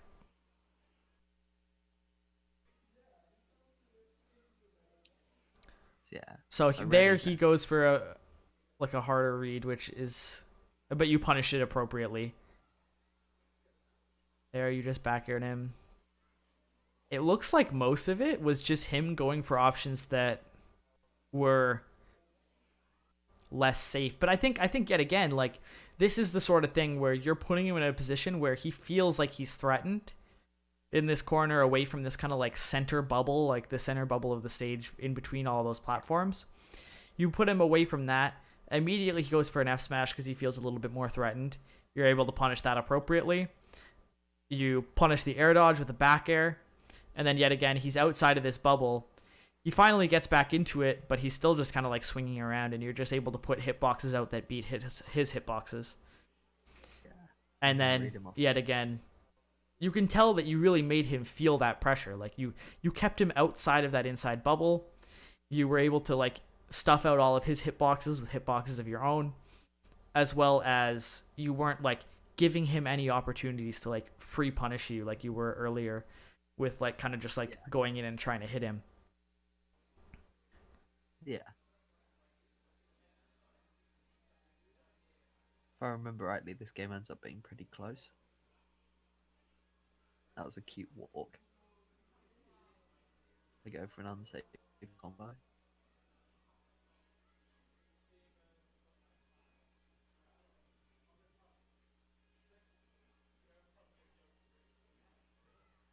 Yep, that was good. I think there's aspects of it where I'm trying to chase him in places where I can't catch him. Like there was one point where he double jumped high, and I thought I could catch his air dodge with a back air. Like here? But he was too high for it. No. Can't remember. Yeah, it was here. So he double jumps high. Oh, okay. Yeah, that's definitely, and it puts you in a position where you like were technically on a platform and not on the ground, which is a little bit worse for you, but that wasn't awful. Here though, this situation where he air dodges, this is actually the exact same situation that happened in the first stock. His air dodges are actually like a pretty predictable rhythm. Right here, he air dodges up here. This is exactly what happened in that first stock where you had him on the other side, and he air dodged and you covered it with a back air. And here you did go up to punish it, but you just did it a little bit too slow that time. Yeah. Good nair to beat out the PK Thunder. Really good roll away. I didn't realize I caught his jump there. I could have killed him for this. But he wait, you caught his double jump? How? Yeah. So I No way. Yeah, that's crazy. He must have just been spamming jump. Yeah, he must have been pressing jump so hard. Yeah, because he definitely doesn't have his jump there. Wow. Yeah, I wouldn't have realized. It doesn't look like a double jump comes out there, but it definitely does. Yeah, when you look back at crazy. it. So he was forced to do the bounce, and he recovers really well. Yeah, that was a good angle. Oh, okay. So yet again here, you have that really really good pressure on him in the corner. He gets up, you pressure him a little bit. He lands right here, right in the corner, and he is so scared. And obviously you're scared too of the potential back throw. But you have a really good position here. Like, you were right at the range where he couldn't back throw you without dropping shield and moving forward to do so. He can't just shield grab you here. Which is like the perfect positioning. This is like super optimal for you. So as soon as he drops shield, I think like you could probably have like not been in shield here. I think like being in shield here is like something that's like scared. Of course, yeah. But I think you could strive to not being shield in this situation, because what's he gonna do in this situation? Like, if he's in shield, the best he can do, like as far as like a fast option, is like maybe up smash out of shield, and like maybe it'll reach far enough forward. Oh wait, where did the last never killing? Sorry, I just refreshed my page because it stopped working. Did that mess? Oh, okay. With yours, just a tiny bit. Is it at the right place now with both of us? Like in shield. He's like just off stage. So he's a shield. Yeah, I think we're at the right place. Wait, sorry. I just want to pause it right here. So for you, are both of us or both of them in shield? Yeah. Okay, cool. Just like a second ahead, but I know which bit you mean. Okay, yeah. So just like being in that position, you end up rolling back and giving him that stage position, and then he immediately runs forward and takes it, gets scared again, and back rolls right back into the corner. But you continue moving back into like center stage. So you just kind of like gave up all of that stage control all the way from the far right back to center stage, just out of fear. And like, you always have to kind of just be like, okay, if I'm scared and he's in the corner, how scared is he? It's kind of like people who are afraid of spiders, right? It's like, if I'm afraid of them and I'm this much like bigger than them, imagine how scared they must be.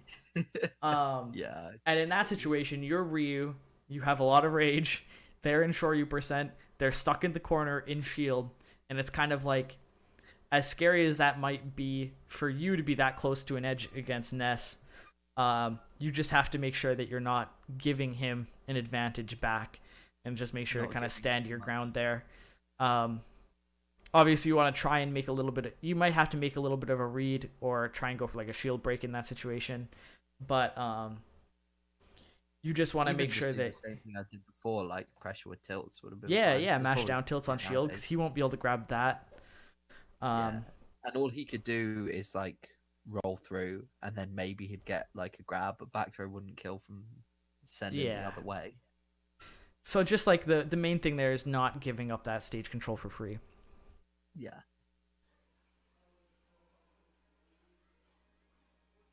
That was really good Tatsu.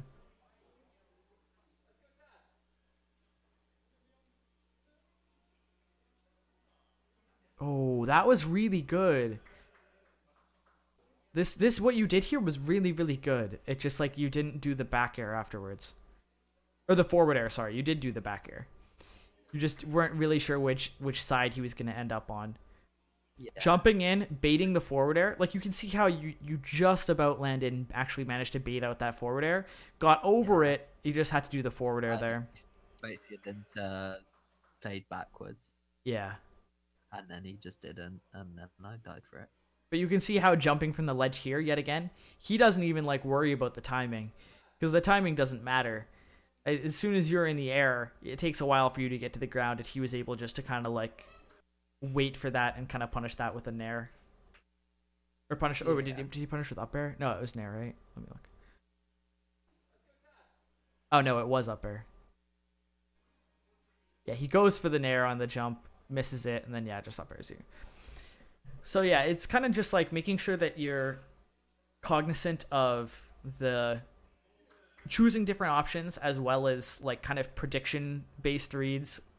Or not prediction, timing-based reads, versus kind of versus like option-based reads.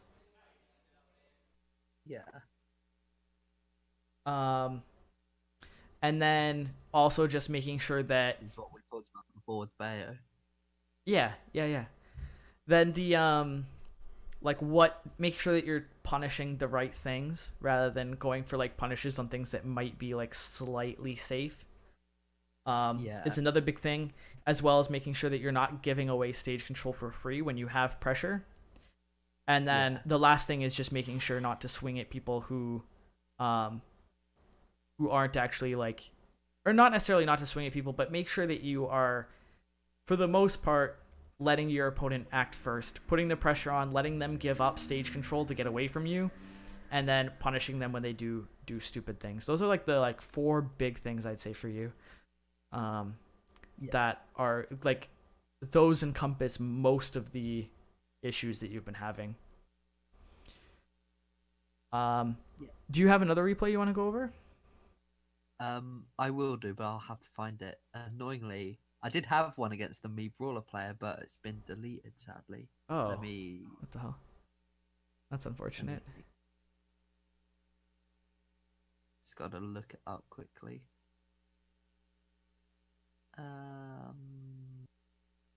KK War.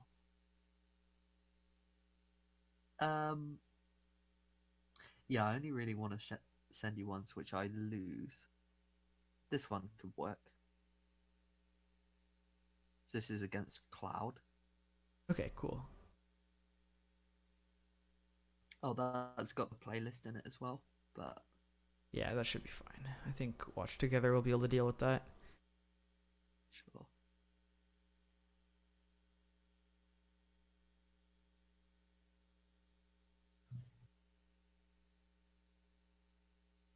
This is a really Oh fun wait, set. this is the wrong one.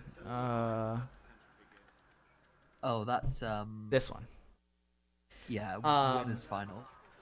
Okay, awesome.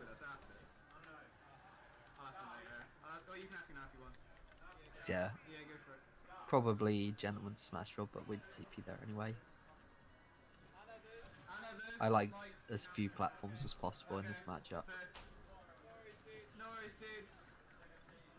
Yeah, no, I think that's right. I find I spend most of my time on FD just because most of the top tiers like platforms. Like Yeah. This matchup more than either of the other two is so much like stage control oriented. It's like so much just like, oh wow, that's really, really nice. Wait, hold on, let me look at that again. Yeah. 0, 12, 29, no jump. Oh my god, that's nice. That's Oh, like I top super 5 appreciate coolest things that. I've ever done, to be honest. I feel like that kind of swings the momentum of game 1. Really Yeah. hard. He's going for 'Cause forward he was- airs on your shield and you're punishing them really well. Oh my god, what the hell? That was really good too. SDIing out of that. I think it was a bit of luck.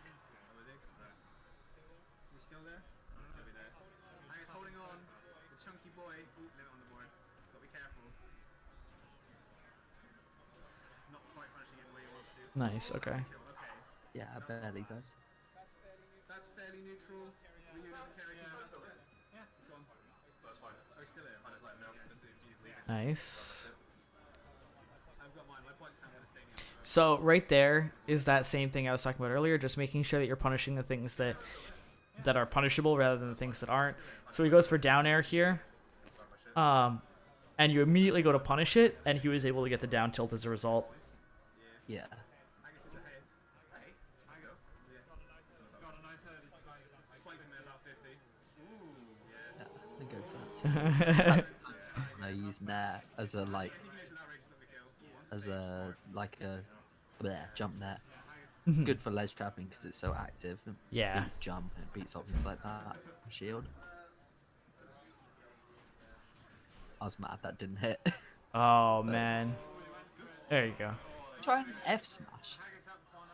Oh, let me see. Yeah. See, I get out. It looked like maybe down tilt. I don't know about Either way, F smash. doesn't matter. Yeah. Roll behind. one thing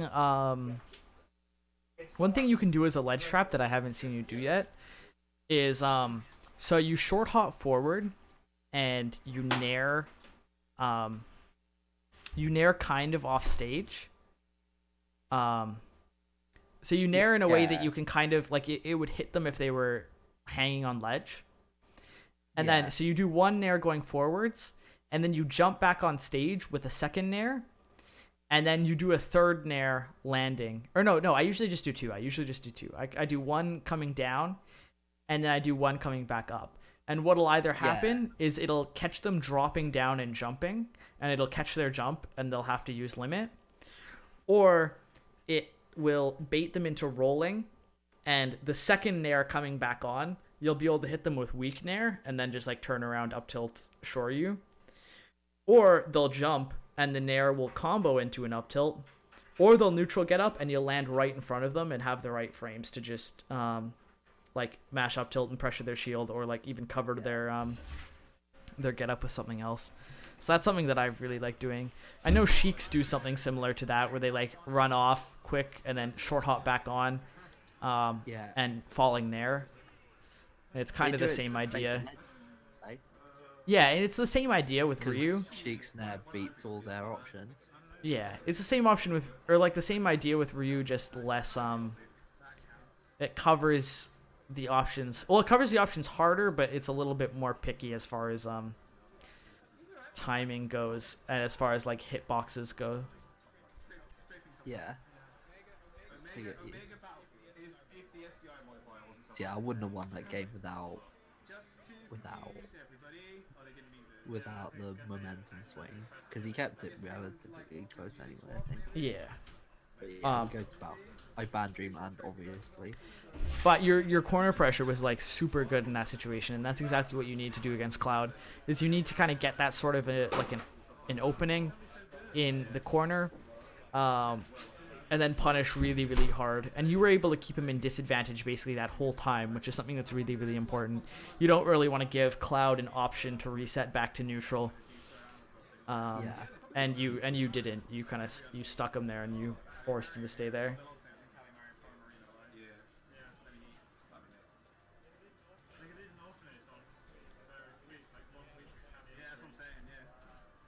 Yeah. So like this matchup is really interesting. Oh, I think you could have done slide off down air there. Yeah. I could probably just down aired because he was a bit off the ledge.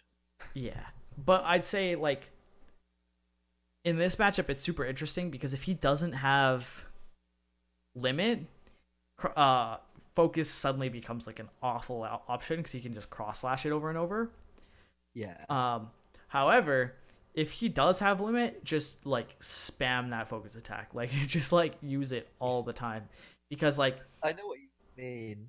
At the same time, I feel like Clouds should just burn limit cross slash to beat focus, and then just run away and charge limit some more. For me, that's what I love. If they do that, see, I love this matchup because Cloud will always put himself near the ledge to charge limit, and if he's putting himself by the ledge to charge limit, he is putting himself at a position where he is close to the edge, where he could get gimped, and also putting himself at that position while he doesn't have like a way to actually recover safely. And then as soon as he tries to like jump away from the corner, like you catch that with like a weak nair or something and combo it into a spike, and that's a stock. Sometimes as early as like 30-40%. If your punish game is really on point, there's some stuff I've done where I do like I called it the Cloud Killer for a little while because it seems like the person who it works best on is Cloud. But you catch him. No, not Tatsu into ledge. You do so on like neutral get up, or if they're at like 30-ish, you do up tilt, nair, footstool, which is true. And then you do you still have your double jump, and what you do is you fall back towards the ledge and you nair them, and you get weak nair to footstool, and it just kills them. Damn. Unless they keep their double jump. But most people, what they will do rather than going low and then up being, what they'll do is they'll just they'll jump towards the ledge after you footstool them, and you can usually just cover that and do weak nair to footstool. 1 second. We have people saying racial slurs in chat. That's great. Terrible. Glad I didn't get to see it. I'm guessing it was just the. I don't even know why he said it. It didn't relate to anything. He just like came in here and said it. So I just banned it immediately. The troll. Basically.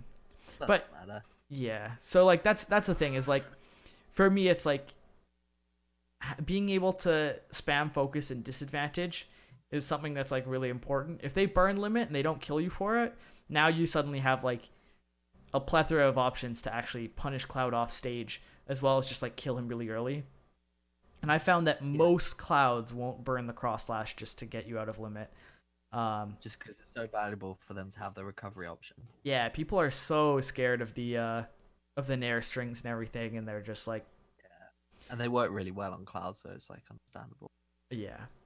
So I'd say the biggest thing is just to kind of like spam it to either threaten them, like, or not threaten them, but to kind of bait them into using it so you can punish. Or if they don't use it, then you're just getting out of disadvantage for almost free.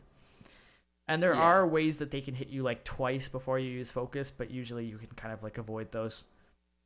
Yeah. And those are more just, specific. Like, double up there. Yeah. I don't think double up air works. I think like they'd have to do falling up air up tilt. Oh, right, yeah. Stuff like that.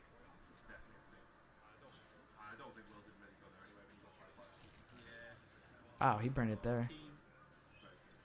Yeah, I don't know what he was thinking. Maybe he's expecting me to go above ledge. Yeah. So this again is another matchup where like timing is really important on ledge options. Because sometimes cross slash will catch like limit cross slash will catch like 3 different options sometimes, and it's more just like a timing thing than anything. You can time your invulnerability to actually punish that, or you can just choose the correct option, but either one of those is something that you can do.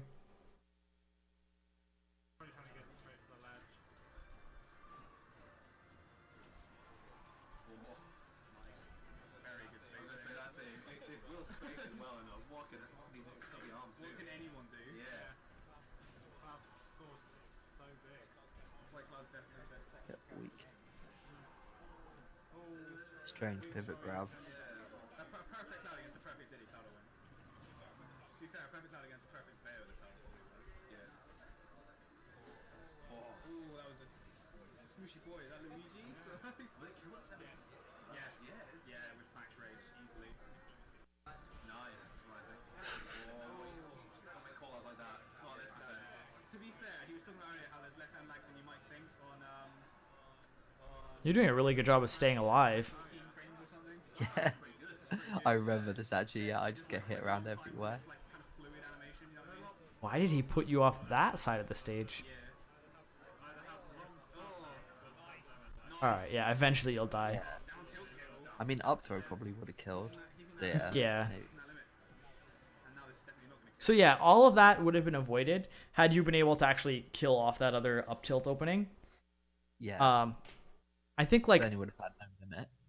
Yeah. And then also I think wouldn't at have this had point, the I amount know of I've been rage he did. focusing a lot. Mhm. Yeah, that's true as well. Although I was like 200% I was dying. Yeah. But yeah, I think I knew I'd been focusing a lot, so I was expecting him to just side beam me and kill me. Yeah. Which is why I was trying to mix it up, and then he would just juggle me a lot more safely and throw me around the stage. And I was like a ragdoll that stock. Like I was just flying across the stage. Yeah. So there were a couple of times there where yet again you really want to make sure that you're not getting kind of hit by the like quote unquote like free stuff or like the safe options that they have. So yet again, it's the same idea with Cloud. You really want to push him back to the corner and then let him do something dumb in order to actually punish. But a lot of times you weren't even like getting him to that point. You were just getting hit by like the back airs and like that kind of stuff, as well as like cross slashes. So I'd say like staying on the ground is something that's really, really important. because you want to. If you stay on the ground, he can't catch landings with cross slash, and then also you will always have the ability to power shield his back airs. The only thing that Lots becomes of scary walking. there, yeah, lots of walking. The only thing that's scary there is like if he starts doing like dash in grabs to try and get stage control back. But yet again, that's where you want to punish him, is when he starts going for those options, the things that are a lot more risky. So like stuffing that out with like an up tilt, or even like mashing down tilt so he can't run in and grab and that sort of thing. So it's kind of a case of like, I don't know. I think sometimes when I play people, I expect those kind of options too soon. I don't know if that's quite the right way to put it. Yeah, But no, like, I do understand what you're saying though. You definitely Yeah. don't want to. I guess you should what you should be trying to do is you should be trying to react to those options, rather than predicting those options, yeah, which is a lot harder, but it will give you a lot.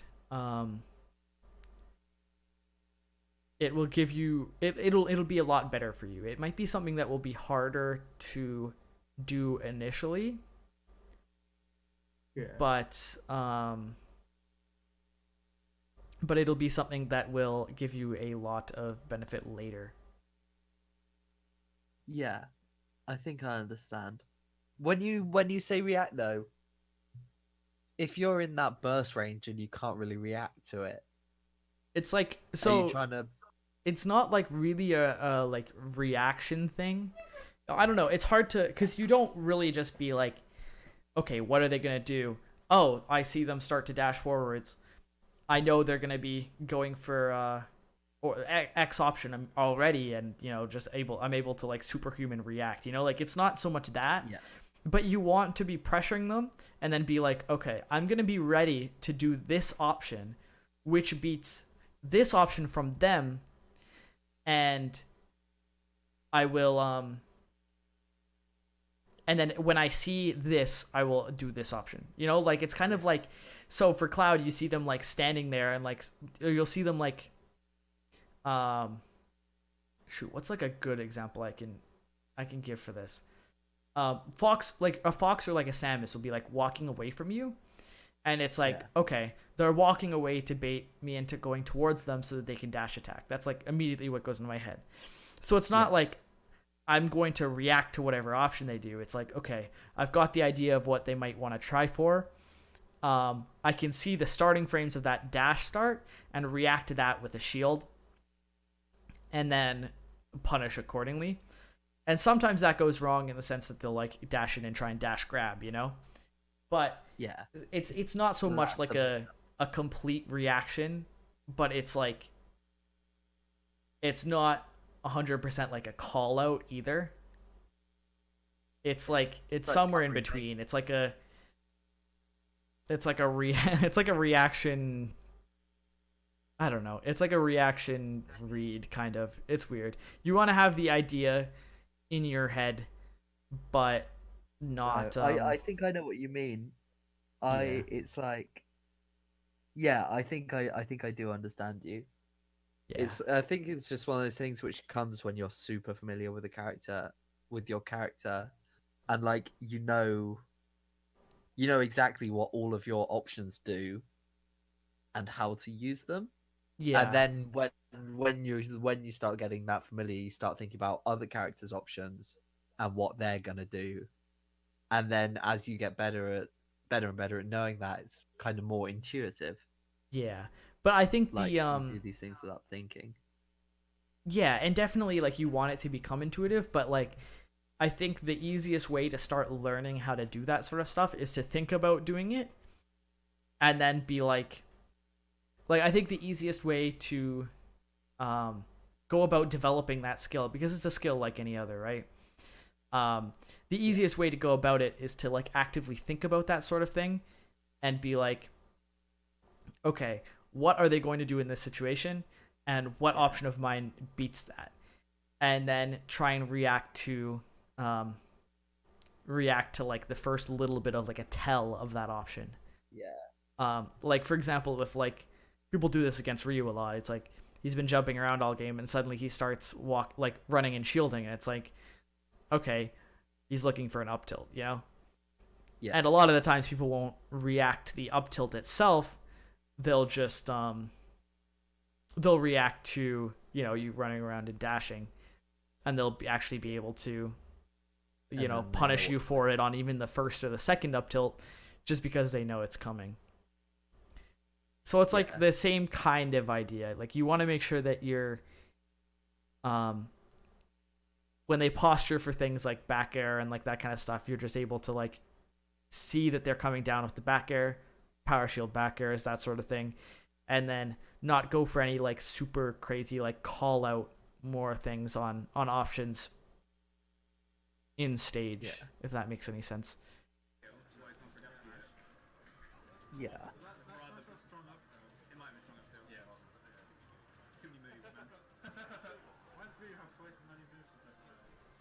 And like sometimes you're not reacting to options either. Like in that situation that just passed, he runs up and then he rising up airs you. And it's like, in that situation, you could be reacting to him dashing in. You obviously can't react to the rising up air, right? Like he gets into your face and then immediately does it. But you can react to the dash in with a shield, you know? Yeah. And it becomes like, okay, the shield now covers... What option did I pick? Oh, I think you just jumped in. I just jumped. Might have gone a bit. Oh, you went for F smash. Did I? Yeah. Hold on, I think. Did it desync? Yeah, I think it's decent. We're back. He's at like 120. I'm at like 80. Yeah. Yeah. All right, we're in the right place now. But yeah, so right here you can see your F smash start. Oh yeah, I go for F smash. What the hell was I thinking? So yeah, that's just like a little thing. Like it's like technically that could have worked and it would have been a call out and like, you know. But like, what would that have covered? That was just a bad option. But yeah, it's just like I totally understand. Yeah. Like, what's he gonna do which will beat shield apart from dash grab and maybe some movement which doesn't beat it? It just goes even. Yeah, like because he could do like run up cross slash, he could do run up nair, he could do run up air, he could do run up dash attack. But like when you really boil things down, it's like all of that loses to shield, or he could dash up grab, and it's like, okay, I'm gonna react to the dash in. I'm gonna choose one of these options because I really only have like a 50-50, and then go from there. So it's like you're reacting to things that are happening. So you're still like playing reactive, but obviously you can't react to the options themselves. It just becomes kind of like a risk reward sort of thing. Yeah. Yeah, it's a risk reward thing. I've heard a lot about that. Yeah. This guy does go for a lot of, in particular, tomahawks. But oh my god, that was really good. I'm actually surprised I got the weak hit. The strong hit from that. Me too. You get out of cross slash really well. It's got to be luck. I don't even know what else it could be. Like, maybe it's something to do with Ryu's hitbox, because I normally like hold up and in. I mean, yeah, that's what I do too. And like there are games where sometimes I just like immediately get out of it, and then there are other games where like I just don't. And I guess I don't really know what it is, but like you at least know well enough that the easiest way to get out is that up and in situation. You see that that completely unnecessary tomahawk grab there? I feel like that's him conditioning me really hard. Yeah. And he kills me for it in, I think, game 3. I mess up my combo there, and he kills me for it. Mm-hmm. I actually kept that game closer than I remembered. Yeah, that was that. I think that if you finished that combo there, he was just dead. Yeah, I had loads of rage. Or there was the potential for him to die right there. Yeah. What would you have done? Because I'd have probably just done like down tilt Shoryu, which probably wouldn't have killed. Oh, I would have went for an air string there, 100%. Yeah, that's probably the way. Let me just look at it again.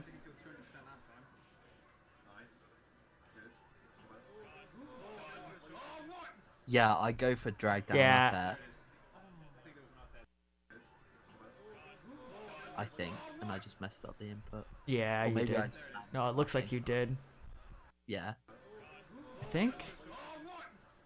Yeah, you did. You up there too late. Yeah. But yeah, I would have Oh. came down with Nair there, and then I think even just like that last Nair into down air would have killed him. Yeah. I think I don't use Nair enough, hilariously. I think at one point I was that Ryu where the only combo I could do was a Nair train, and then I practically forced myself to stop doing them and start exploring other things. Yeah. But now I've kind of forgotten when I should just Nair train. Like, Yeah, no, it's super good. It's something that should be kind of like in your bread and butter. You really just want to go for those drag down up airs and stuff when people start to actually DI out far enough. yeah, Um, yeah, but yeah, we're basically at the 2 hour mark here. I'd say like the biggest things to work on are just making sure that you're not getting hit by the kind of like, or making sure that you're not overcommitting before your opponent gets to the corner. Obviously they won't always go all the way to the corner, and they'll try and, like mix things up and go for a risky option beforehand. But it's like you want to put them in a position where they're going to do that risky option, and then you want to be going for punishes on those risky options rather than just kind of like swinging at them. And that kind of leads into making sure that you're going for punishes on things that are punishable and not things that are kind of like frame traps, in the sense that they can do something immediately after and have it like relatively safe. yeah, So that's the second thing that you were getting punished for quite a bit. So those two kind of go hand in hand, like Yeah. overcommitting and Being a bit committing. too quick. Yeah, in situations where you shouldn't. Then, oh, the other thing, I mean, there were some Bayo specific things that we talked about for like DI and that sort of stuff. Going the ledge when you're in disadvantage rather than staying above. Shoot, there were other big things though. It was using focus to get down from being. Yeah, that wasn't one of the big things I was thinking of. Shoot, I can't think of the other other big things, but Was it still to do with Bayo? no, I'm trying to think of like the general stuff. Right. Oh yeah, just not giving up stage control when you have your opponent in like a pressure situation. That's another really big thing that you were losing out a lot of stuff on. Keeping my own cool head. Yeah. So I'm I think trying- those are the three big things: is making sure that you're not giving up stage control, making sure that you're not overcommitting, and then also that you aren't punishing things that you don't like have punishes on. And that kind of factors in with the whole like you want to keep your opponent close to you and you want to keep them in disadvantage rather than putting them back into like neutral state by doing like a down smash or something like that and only getting a small punish. Like basically thinking about when you're actually punishing. Yeah. Just keeping in mind the things I can get from it. Yeah. I mean, up tilt and down tilt quicker than down smash anyway. So if they land on the shield that close, just hit them for Yeah, exactly. murder. It's crazy to me that Alright, strong down tilt is slower than down smash. It's a bit weird. I think it's like that in Street Fighter as well. I'm pretty sure it is in Street Fighter 2. I don't know. Yeah. I don't really play Street Fighter. That's only going from like my rough guess. I guess like That's down weird. smash is a lot more punishable. Yeah. Down smash is though. Down smash in Ultimate when it's like you can do it out of a run. If it was the same as Smash 4. I mean they did nerf the range on it, so Yeah. it'll be Probably for the best. yeah, it'll be better for different reasons. It'll be Man, interesting. Ryu in Hopefully it'll Ultimate be looks good. so interesting. Yeah, I don't know how I feel about it. I feel like a lot of the things that people are freaking out about like aren't actually that good. Yeah, So, they're like, a bit overrated. The like down And tilts there's at no real ledge. chance to learn counterplay for him yet. The down tilts at ledge is like the most overrated thing. Like that's not even going to be a Oh thing. yeah. Like you Yeah, can no, well, that's- first of all, you can do that in Smash 4 and nobody does that in Smash 4. Like you can just mash Yeah. down tilt at ledge, turn around if they roll. Like it's not something that's Also- hard. Yeah. It's something that's nice that you won't have to do it, But then also in Ultimate, they changed get up attacks. So now get up attacks are invulnerable until the hitbox comes out. So get up attack will beat that every single time. So it's like, oh, now Ryu can cover all the ledge options without thinking. And it's like, no, you just get up attack. No. And also, like, I swear, I heard Shoryu range has been nerfed. So to space it where you're beating roll and standing get up, you probably won't even be able to confirm into Shoryu.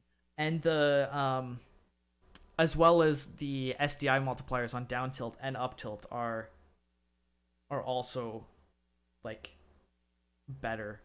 So you have to be able to convert off of like 1, and then even converting off of 1 is going to be harder. And then the other thing that people are freaking out about are the falling or the aerials on shield into specials. And it's like your options for that are That's not a big deal. Yeah, your options for that are like hitting people on shield into a fireball, which is still has the like basically the exact same amount of lag. They just keep holding shield and then punish. If you Shoryu, it's like again just keep holding shield, punish. If you're gonna hit into focus attack, that's probably like the best option he can do. But like even then, he's gonna land with the focus attack. Yeah, he's gonna land with the focus attack, and then have to dash out. So you can either just grab him or just do anything else. Like he's gonna be in so much lag. Or he can Tatsu, but like lol Tatsu. Yeah. So I don't know. A lot of things that people are freaking out about him for. Like I'm just kind of like I don't really get it. I think it is really interesting though. He feels like one of the most changed characters. Yeah. Like he's having changes, and his new like the autocorrect stuff looks weird. Yeah, I'm definitely excited to try him, and I think he definitely could be very good still. But the things that people are freaking out about, I don't quite follow. Yeah, I may want a change anyway, so I'll probably. Oh, interestingly enough, Venom was at DreamHack Montreal this weekend, and he got a ton of Ryu clips and gameplay and stuff. So he's probably the one who knows best right now, and he's about to start a Ryu analysis stream in 10 minutes. Oh, wicked! That's probably worth tuning into. Yeah, he's got a ton of footage, so I'm probably not gonna watch it myself, but I'm gonna go back and watch it later. I'm gonna play some Rivals of Ether, I think now. Yeah, good shout. But yeah, he's always been really, really good at like Ryu tech as well as like Ryu like theory crafting stuff. He came up with like some really weird stuff that I've just like I still haven't implemented into my game because I don't know how. And I don't even know if he does yet. But like he has a thing where if you makes it work. If you jab and then you do Shoryu with the grab button immediately after, and then you hold the grab button, what happens is you'll jab. If you miss, it'll just jab twice, and then he'll hold shield immediately after. But if you hit the first jab, the Shoryu, rather than giving you a jab, I don't understand why it gives you a jab, but it does. It'll give you jab if you miss. But if you hit, it'll give you jab into Shoryu. So it's like an option select. Yeah. And then he also figured out like a really weird way to cancel you know how like down tilt and up tilt cancel into Shoryu like extremely fast when you hit something? Yeah. He also figured out a way to do that but without hitting anything. And I don't know how he does it, but I've played him in we were playing friendlies one day, and he plays Bayo as well, and I play Bayo as well. So we were playing like our own Ryus against each other's Bayos and stuff, and I was playing Bayo against him, and I witch timed an up tilt, and just like immediately he did it, and he just had like invincibility until the Shoryu hitbox started. Right. This is total theory craft. Mate, I don't even know. That's it. Really interesting though. It's got me thinking about it because I'm thinking like you have to be holding up to mash up tilts to cancel up tilt into another up tilt. So maybe you have to like do the input and then move your control stick back to up to get it to cancel and to show you that way. Yeah. I don't know. I know he's explained it to me before, and I think it has to do with crouch canceling it. Right. But regardless, like it's it's very he's very good at like finding out a whole bunch of this stuff. So I'm really interested in seeing what he thinks of Ryu in Yeah. Ultimate, because I think he is a pretty good Gonna be a judge of character as far as Ryu goes. wicked. But yeah, anyway, I'll let you go here. I did record all of this, so I'll throw this up on YouTube probably in the next little while. Yeah, I'll probably definitely look back at it. It's been Yeah. really insightful. Thanks for all your time. No problem, dude. I hope it helps. Yeah, I'm sure it will. My next tournament's like 2 weeks, but Cool. you know, we'll have some fun with it. Yeah. Thanks again, and yeah, see you around.